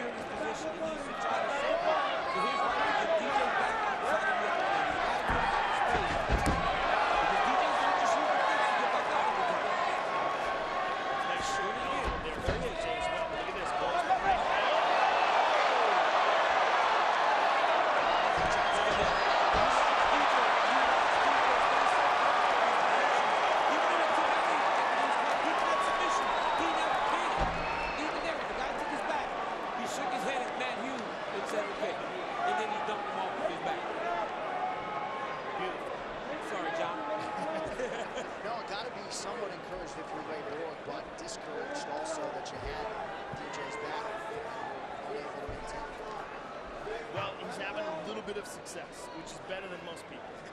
You know, he's got something going on. Mighty Mouse keeps going for that head and arm choke, and he's in a much better position for it now. Borg is in real trouble. He's got to get that left arm out of play. Mighty Mouse is in half guard here. He's going to try to slide that left leg through and get to full mount.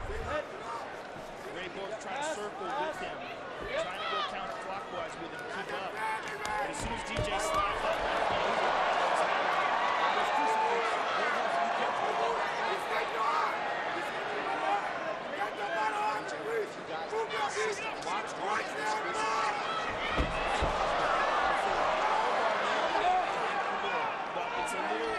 it's a little early for him to dive on something and not have full control of the body. I'd imagine he's going to soften him up before he tries to do something like that. Borg's still a very explosive guy. Oh, nice knee to the body there. DJ takes the left hook. He's got that left hook in the back of the ring. Oh, nice knees to the body there by DJ. Beautiful knees. Pushing on the face away Borg here. Back to the clinch we go.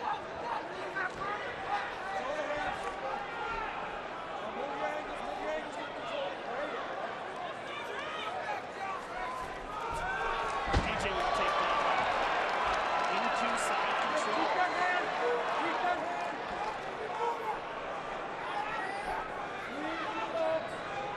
Total strikes, significant strikes, 40-1 for Demetrius Johnson, 62-1 in terms of the total strikes landed. That is unbelievable. Demetrius has outlanded him 62-1. But that's what you expect when you're watching a guy like this, when you're watching a virtuoso. And for Ray Borg, I mean, he's had his moments in this fight, particularly in grappling. But he's finding out what it's like to fight the best. Nice knee to the body there from DJ on the ground. Some shoulder strikes land for good measure. He just does everything. I mean, that's the thing about him. You don't know what's coming, where it's coming from. Borg looking for the upkick. Actually nowhere to be seen. Barely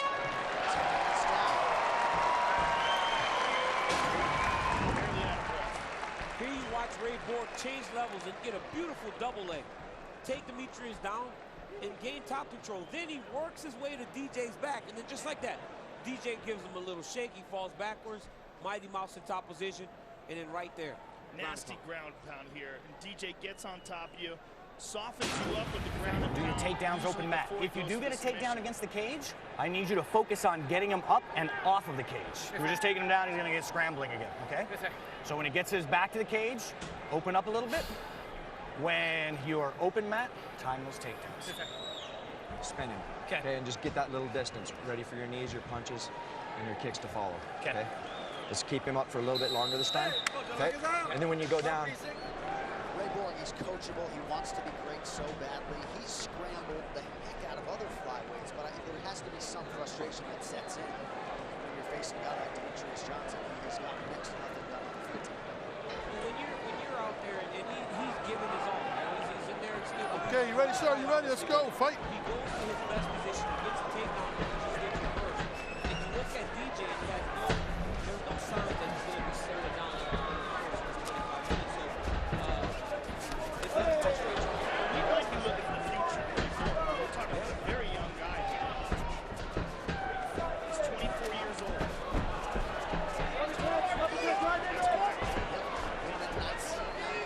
Amazing when you're looking at his record.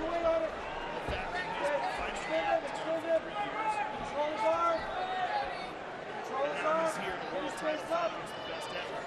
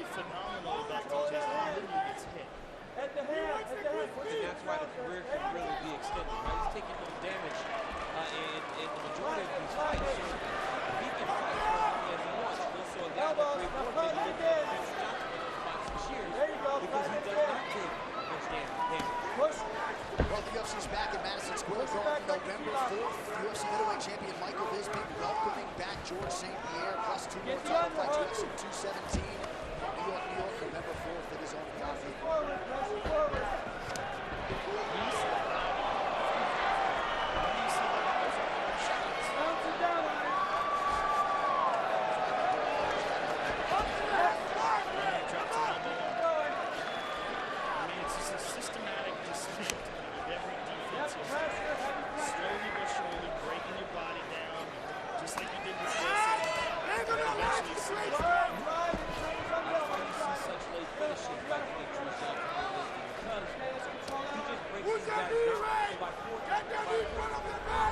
You're discouraged, you're upset that you're still in there, and then he hits you with the finishing blow, or he finds the submission with a second half of the country.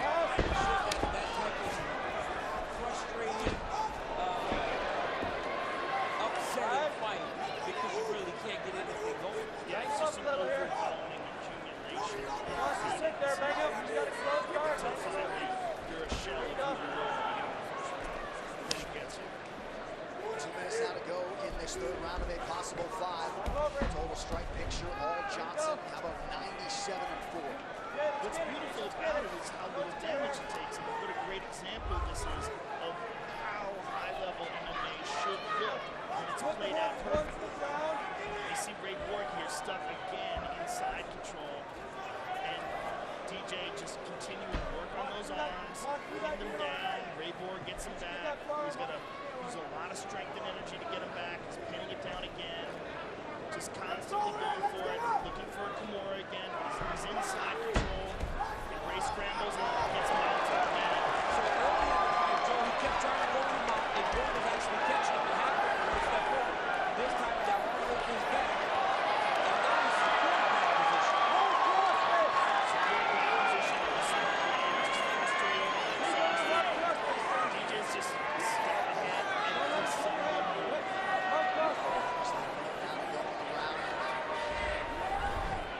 Pick your poison. Control time almost 10 minutes already for Demetrius Johnson. You mentioned the striking defense coming in 69%, well above the UFC average. And keep an eye on the arms of Ray Borg, because DJ for sure watched Fabricio Verdun submit Paul Harris. He might go for that. There's a big scramble.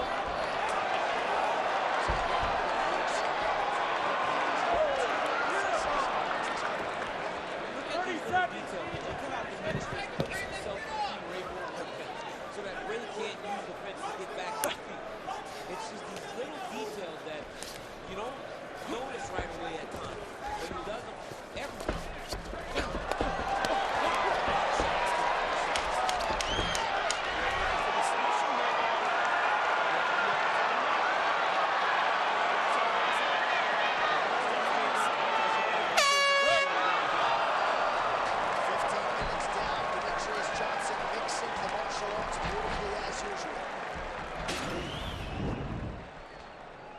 Here he is in the mounted crucifix, ground and pound, knees to the body from half guard.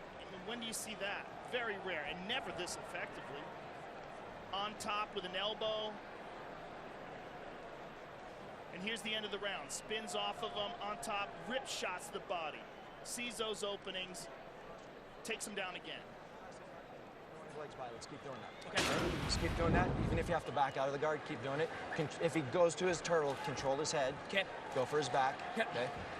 Now, when you get to the cross-body position and you've got the forearm, this one's got to go down towards your legs. Okay. Let's go, guys. Let's go. And then you're going to walk through it. Let's go. You can hit that. Just always coaching those intricacies and technique. Matt Hume, the striking coach there, Brad Kurtzen, who certainly doesn't get the credit that Matt Hume does, but another huge force in Demetrius Johnson's training. All right, fourth round, gentlemen. Let's go. Fight. Big camp have success, right? DJ has taken that thought and just really disposed of it. In the build-up to the fight, DJ says round 4 was the round that he was going to finish. They're not happy because Ray Borg doesn't there yet. He's fighting. He wants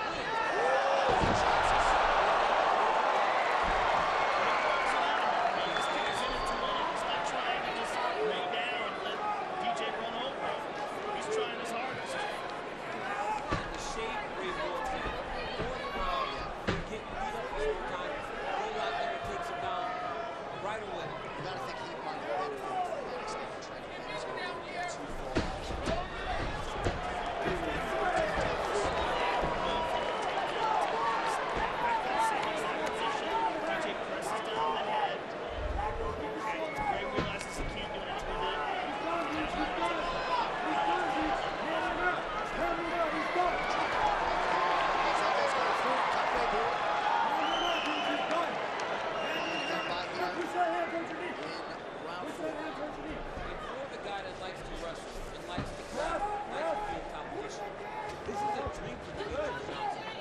we can do this all day. If you're in control, you're the guy not taking damage, you're the guy moving around on top of the opponent, making it very easy. You're fine. You can do this all day. But you're the guy that's taking the damage, very difficult, and you get tired. I don't know if DJ wants out.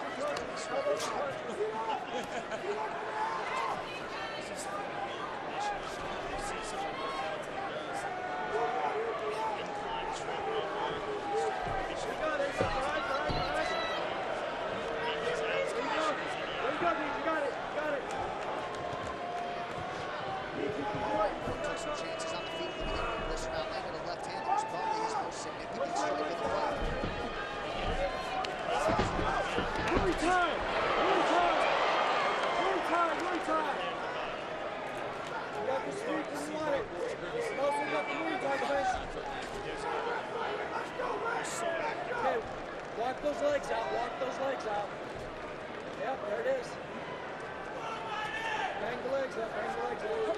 Fingers out of the cage. Anytime you want to, just bang the legs and go. Fires back, but Ray getting control, control, control.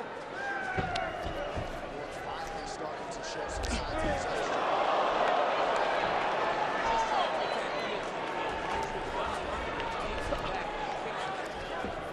Really tight, yep. Standing on the ground in transition.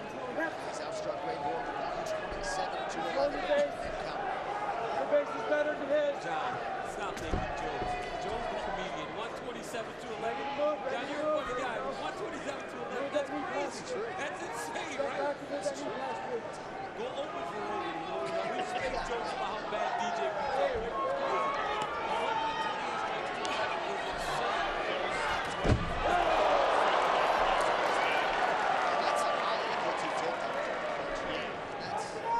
That sound was his head.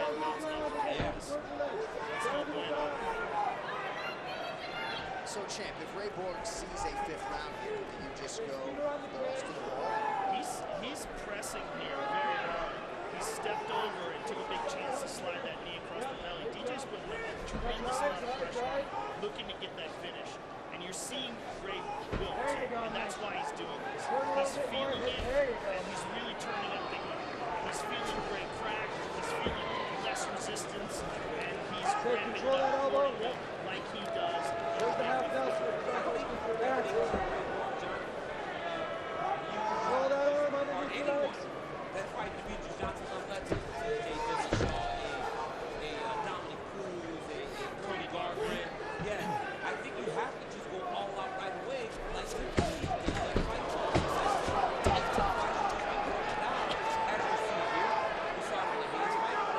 Don't turn, don't turn. Control your base, control your base. It's a shame that DJ didn't because that's a real challenge. I mean, that's a real world champion fight. I know he wanted to break this record, and I know he was concerned that TJ had never made flyweight before. He wanted to fight someone who's pretty established in the division. Makes sense. He's going for it. He's stepping up. He's on track.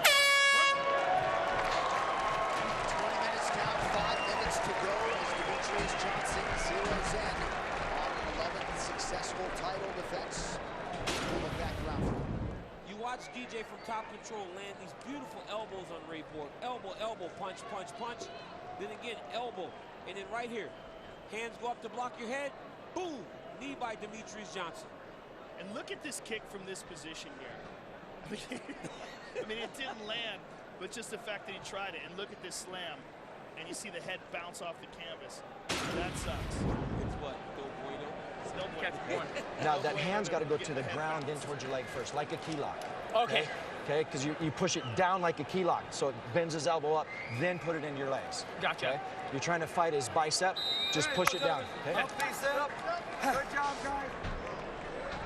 And there's Destiny Johnson, wife of Demetrius Johnson. Anxious moments here as her husband closes in on a record that Ray has sought for a long time. We also heard Matt there talking about some specific submission strategy, Joe. They really prioritize finishing fights. All right, final round. You ready? You ready, sir? Let's go.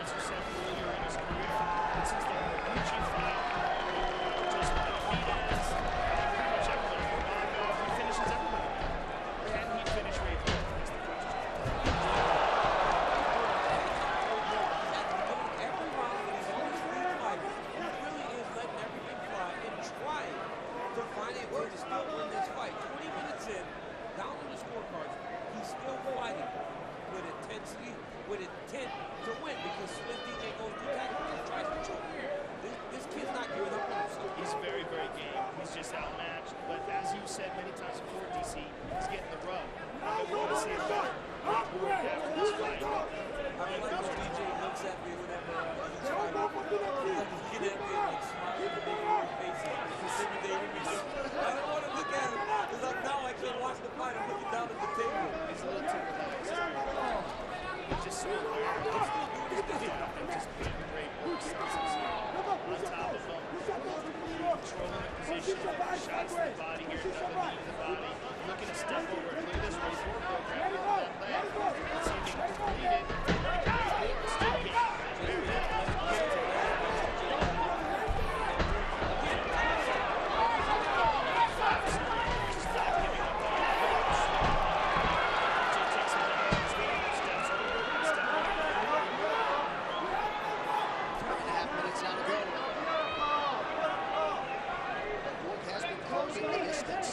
choosing to wrestle and grapple as opposed to trying to strike. Certainly hasn't had much success on the feet while they've been there. 136 to 13 now in terms of the total strikes for Demetrius Johnson. That's insane. I mean, that number's crazy. Right? Like, you gotta be approaching some sort of weapon. Yes, full metal. He's straining to go instead of using technique. That's how you get caught. When you just explode and use all your muscles and your strength to try to get out of that scramble. I love this kid. You gotta love Ray Boy. You really do. Because outclassed, outmatched, and not an ounce of give up. And certainly from a conditioning standpoint, he's been rendered defensive for most of this fight, but he put himself in a position Yes. to go 5-0. Yeah, I mean, he's taken ruthless shots to the body. He's been beaten up. He's taken over 100 shots in this fight, and yet he's still in tremendous shape. Here at 55 rounds, he's the best ever. And DJ can't get him out of there. You wonder what it's going to take to finish him out of that. Just over 2 minutes now to go.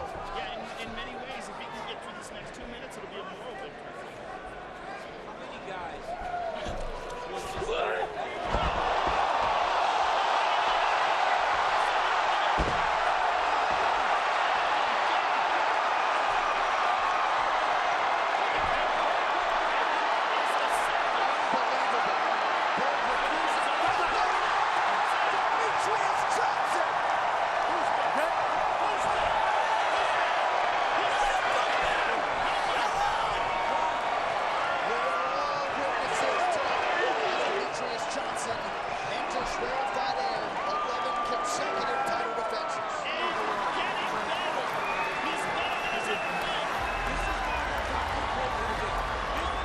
Congratulations, man. That was amazing, man. Picked him up, dumped him, jumped right to an armbar. Another finish for Demetrius Johnson. And there's your 2017 ESPY winner for Best Fighter, Demetrius Johnson. 7 finishes in 11 defenses. Let's get to the fight replay brought to you by Budweiser. This Bud's for you. You got to think, too, when we were looking at the numbers, how far ahead he was in this fight, and yet still he does this. Look, he throws him through the air, catches the arm while he's on his way down, and traps the arm bar. At this point, you're just messing around. At this point, you're just showing off. Hey, Joe, at this point, you're just showing off. It looked like he was going to suplex him, right? Looked like he was going to suplex him. Slammed him back to the mat with a mat return right into an armbar. And look at Ray Borg. He doesn't want to quit. He's just stuck. Ray Borg's an animal. I mean, all praise to Ray Borg because really, but look at that. I mean, in the air, transitions to an armbar. Who does that? Show off. All right, well, we're going to take one more look at it, DC, in real time, and you can see just how quickly DJ made the proper transitions to eventually force the tap from Borg. I may get to do this to John Anik. That's fine.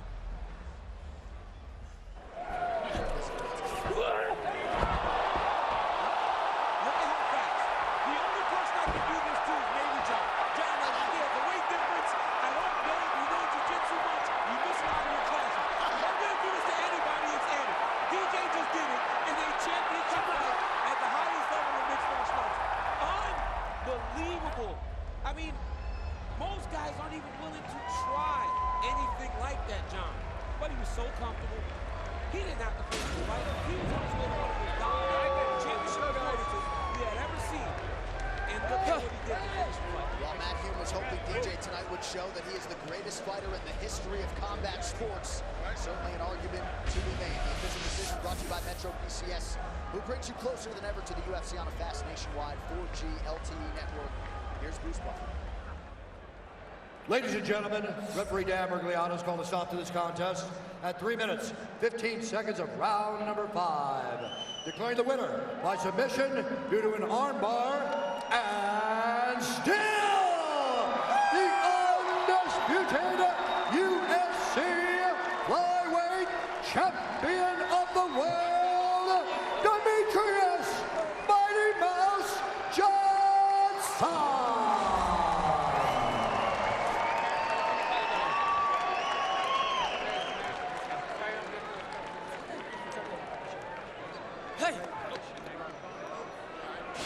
Hold on to that, man. Don't let that thing go. You earned that. You, tonight, made history.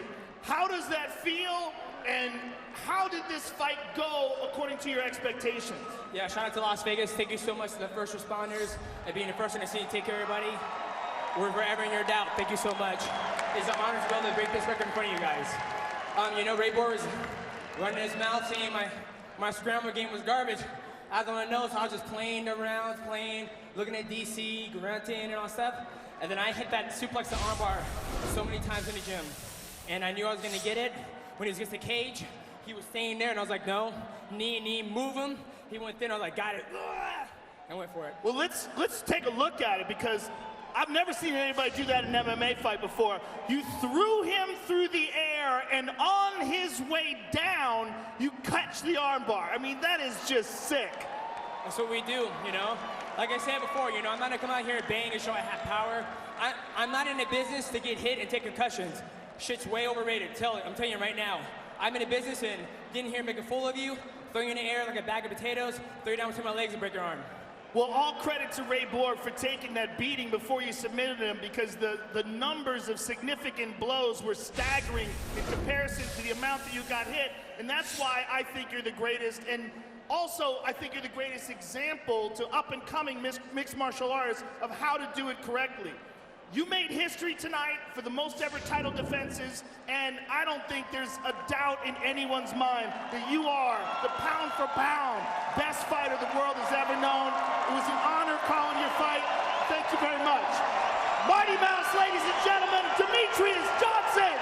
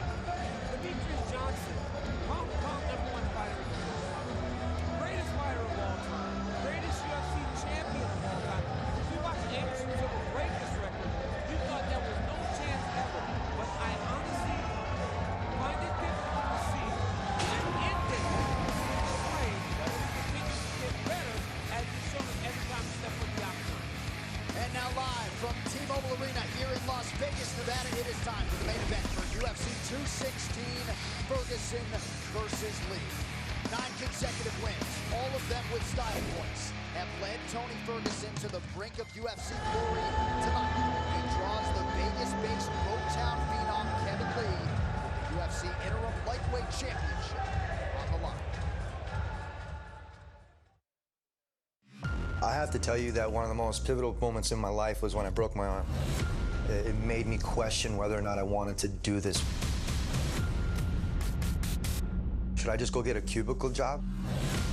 Should I go just lay down and die? That.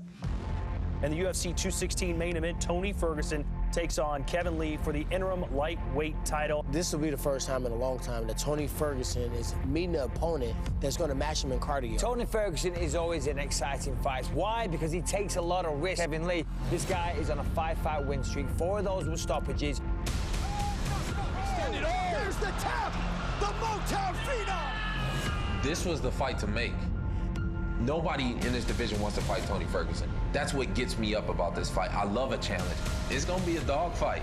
I love a dog fight. I'm gonna Tony up. All the trash that Kevin Lee's talking, it's fuel for my fire. I like to do my talking inside the octagon. Why'd you want to pick a fight with the boogeyman? Oh, good left hook by Ferguson. Oh, my goodness. Tony, you know you done up. You know you up when you walked up on me at International Fight Week. I can see it in your eyes. You know. El Cuckoo going to sleep. Look, Tony, I'm You can go ahead. You can go ahead and keep saying it. Man, this guy said everything he could possibly say. He said he's gonna me up. Dog, you got problems. Tony Ferguson! Wow! Me and Tony were bound to fight, whether it was going to be in headlining in T-Mobile Arena for a world championship or if it was going to be in my backyard. Beautifully done by Kevin Lee. Yeah, I don't think Kevin Lee understands what he's getting in the octagon with. I'm an animal, man. Be ready to battle. You got your hands full, kid. This is for the real UFC lightweight championship. McGregor's got the paper champ, but the man's only got 1 fight in the division. So after this, maybe Conor can work his way up to me.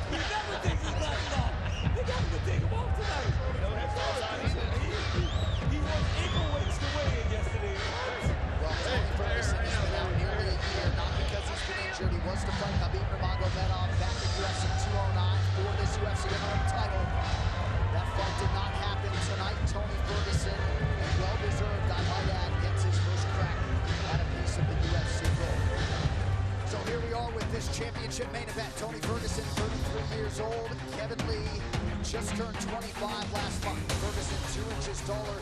He weighed in 155 pounds. Kevin Lee, after some trials, 154 and a hook. The Motown Phenom will have a half-inch reach advantage.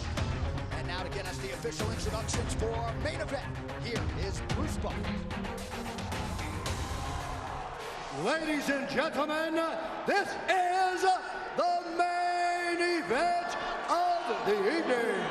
Sanctioned by the Nevada State Athletic Commission, Chairman Anthony Marnell, Executive Director Bob Bennett, Commissioners Stacey Alonso, Skip Avancino, Dr. Dan Carpenter, and Sandra Douglas Morgan. Our 3 judges scoring this contest at Octagon side are Derek Clearly, Marcos Rosales, and Chris Lee. And when the action begins, our referee in charge of the Octagon, Herb Dean. This bout is sponsored by Budweiser. This Bud's for you. Metro PCS, who brings you closer than ever to the UFC on a fast nationwide 4G LTE network. And now, this is the moment UFC fans watching around the world have been waiting for. Live from the T-Mobile Arena in Las Vegas,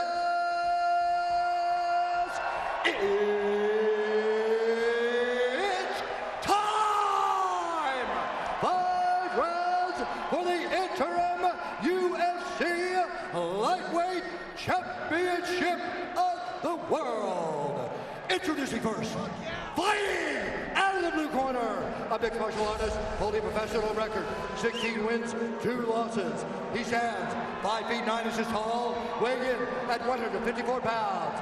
Fighting out of Las Vegas, Nevada, by way of Detroit, Michigan, presenting the number 7 ranked lightweight contender in the world, Kevin the Motown Phenom.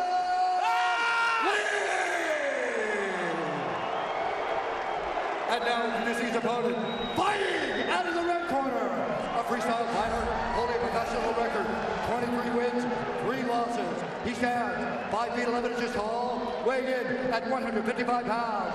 Fighting out of Orange County, California, presenting the Ultimate Fighter Season 13 winner and the number 2 ranked lightweight contender in the world, Tony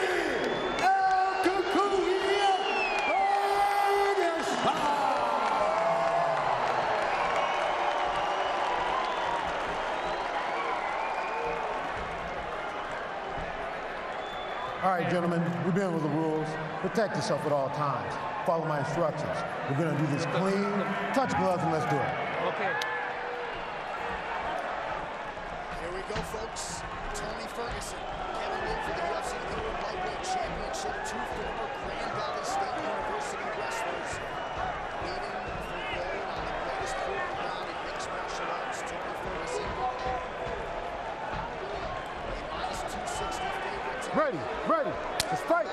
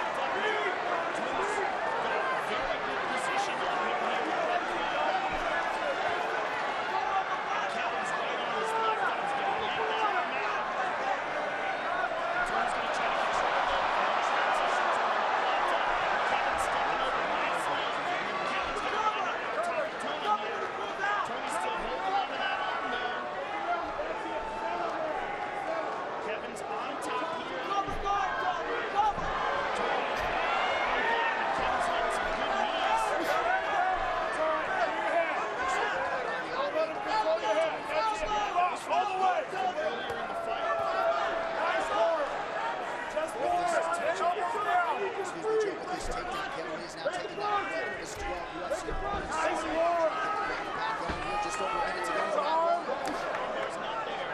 Take the time.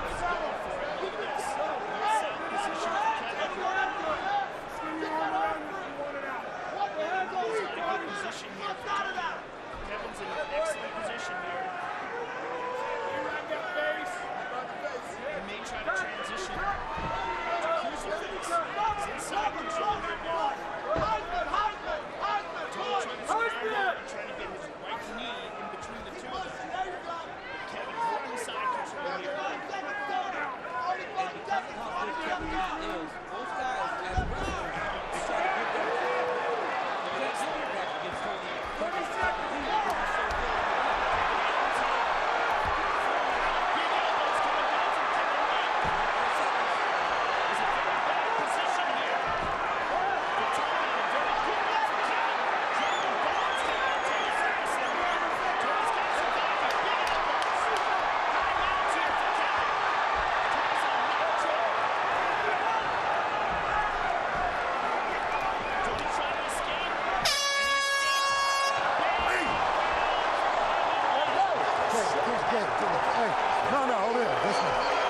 This one.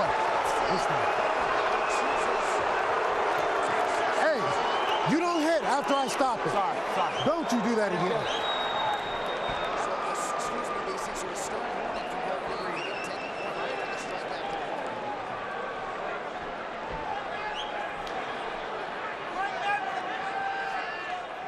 They said 2 in the cage.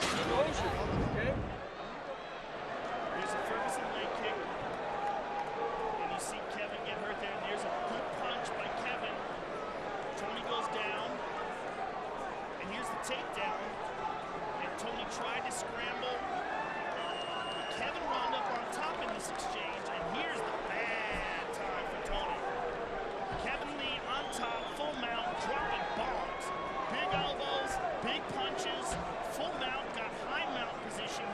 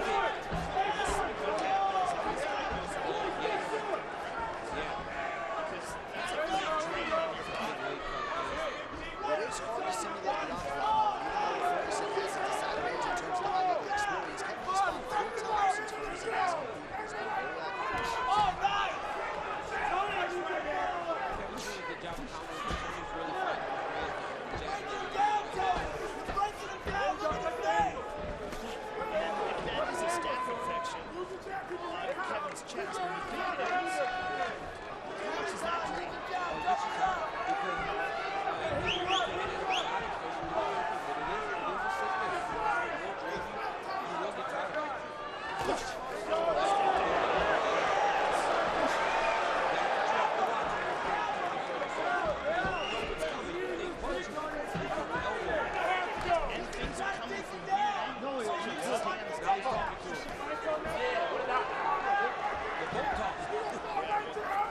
Tony started it, and Kevin landed hard. There's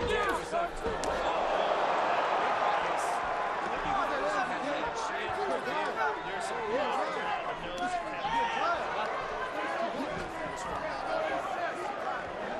now to go in round two. Significant strikes in round two, advantage LTP.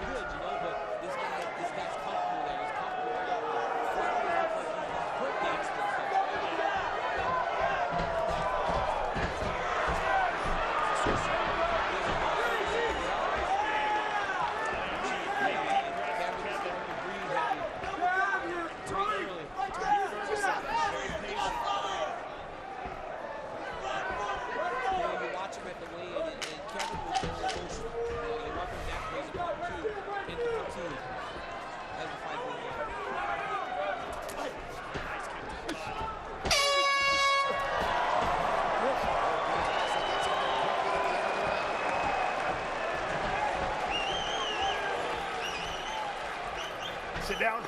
Mouthpiece. Breathing. Mouthpiece. You're looking good, man. Hey, take some deep breaths. Breathe through your mouth. Nice big deep breaths in through your mouth. That's it. How you feel? Okay. Nice straight punches. Don't wind up. Yeah. Take your time, but you're setting one punch at a time. Yeah, Kevin, we need combination punches. Slow, speed, pump, okay? Combination punches, okay? Yeah. Do not let him coerce you into fighting his pace, okay? Stay on your own rhythm, champ. You ready for a sit? Yes, sir. Keep your hands up. Watch the takedown. He's flat-footed and slow. He's flat-footed and slow. Watch the takedown. Let's go. The unauthorized reproduction or distribution of this copyright work is Mind the black. punishable under law. So Joe, tale of two promoters, Tony Ferguson on his feet, talking trash. Ultimately on the other side.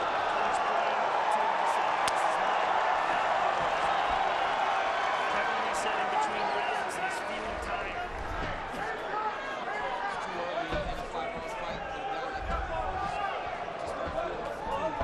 Tony Ferguson is a patient wolf.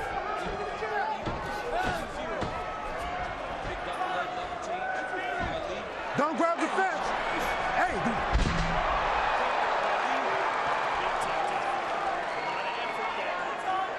Tony survives this. He can move back to his feet. That was a big takedown to a lot of energy and effort. He needs to keep Ferguson down for a while. Do not grab the fence. Do not grab. To get that takedown. And if you're Kevin Lee, you really do want to get in the top position as you dominated that position in the first round.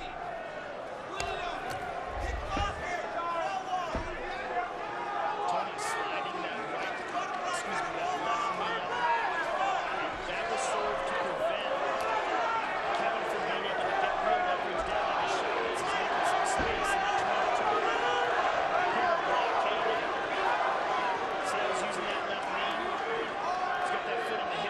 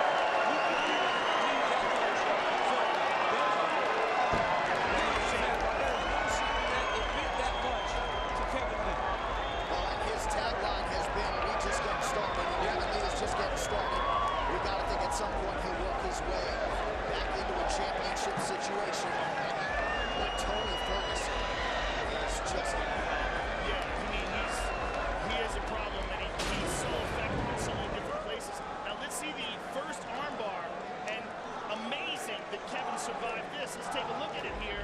He's dropping the elbows. He sets it up. Boom, he's got it. Now look how tight this is. He's got this arm completely hyperextended. I mean, this is bad here. But look at this. Kevin steps over. Yep. Now here, later in the round, he sets up the arm bar. The right leg goes over the top. And he's setting up the triangle here. Pulls down. And he did the triangle when the arm is on the outside, which makes it more difficult to secure. But Tony's got an amazing squeeze, and he's pulling down on the head. And that's what causes the tap. That fight replay was brought to you by Budweiser. This Bud's for you. Finally, Tony Ferguson can exhale. Waited 9 months after what we thought would be a championship opportunity in February, and the emotion spilling over for a down but not defeated for long Motown phenom Kevin Lee. I felt like the backdrop of everything that had happened in Vegas would test his focus and his championship mindset. Lee obviously disappointed, but nice to see two elite combatants embrace after the fight. The official decision brought to you by Metro PCS, who brings you closer than ever to the UFC on a fast nationwide 4G LTE network. One final time tonight. Here's Bruce Buffer. Ladies and gentlemen, referee Herb Dean has called a stop to this contest at 4 minutes, 2 seconds of round number 3. Declaring the winner by submission due to a triangle choke. And now, the new interim UFC lightweight champion of the world, Tony Ferguson.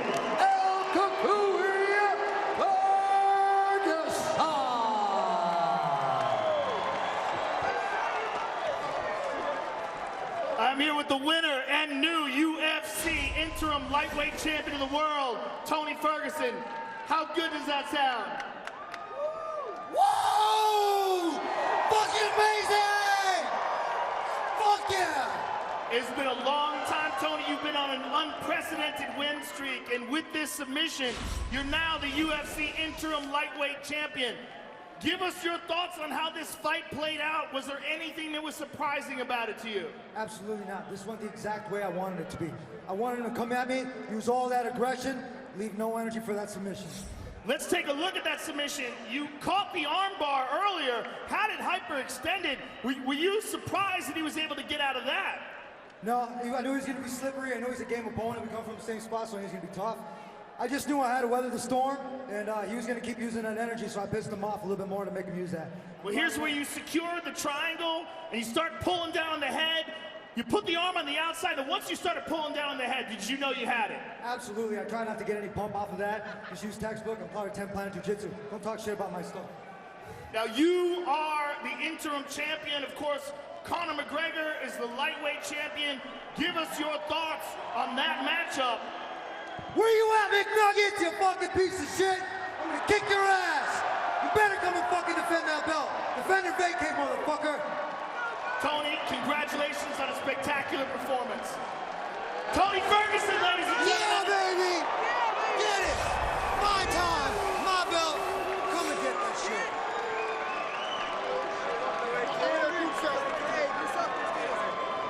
I'm here with Kevin Lee. Kevin, it was a great fight for as long as it lasted. Give us your thoughts on the fight and how it all played out. I underestimated his work from the bottom, the elbows. But, you know, what can I say, man? I thought I came out here and gave my best, but, yeah. We noticed coming into the fight that you have this on your chest. Is that a staph infection? Yeah. I just had to fight through it, you know. I came in here, I gave it my best shot. The staff was bothering me all through the weight cut. I damn near killed myself making the weight. I think it's time for me to go up. The staph infection was a little too much for me to handle. I should have been on antibiotics, but, you know, what can I say? Well, Kevin. Look. Tony was the better man tonight. Yeah, whatever I'm going through, don't take away from what he did. His bottom work, he's the man. Hope he goes out there and he gets the job done. Me and Tony, it might have been a lot of back and forth, but we come from the same alma mater. I had nothing but respect for this man. You know, I had to say what I had to say to get the fight, but I'll be back. I'm still young. I'm still in this game. Tony, you are still young. You're only 25 years old. You have an incredibly promising career ahead of you, and I'm sure you'll bounce back from this fight even better. Thank you very much for a great fight. Kevin Lee, ladies and gentlemen.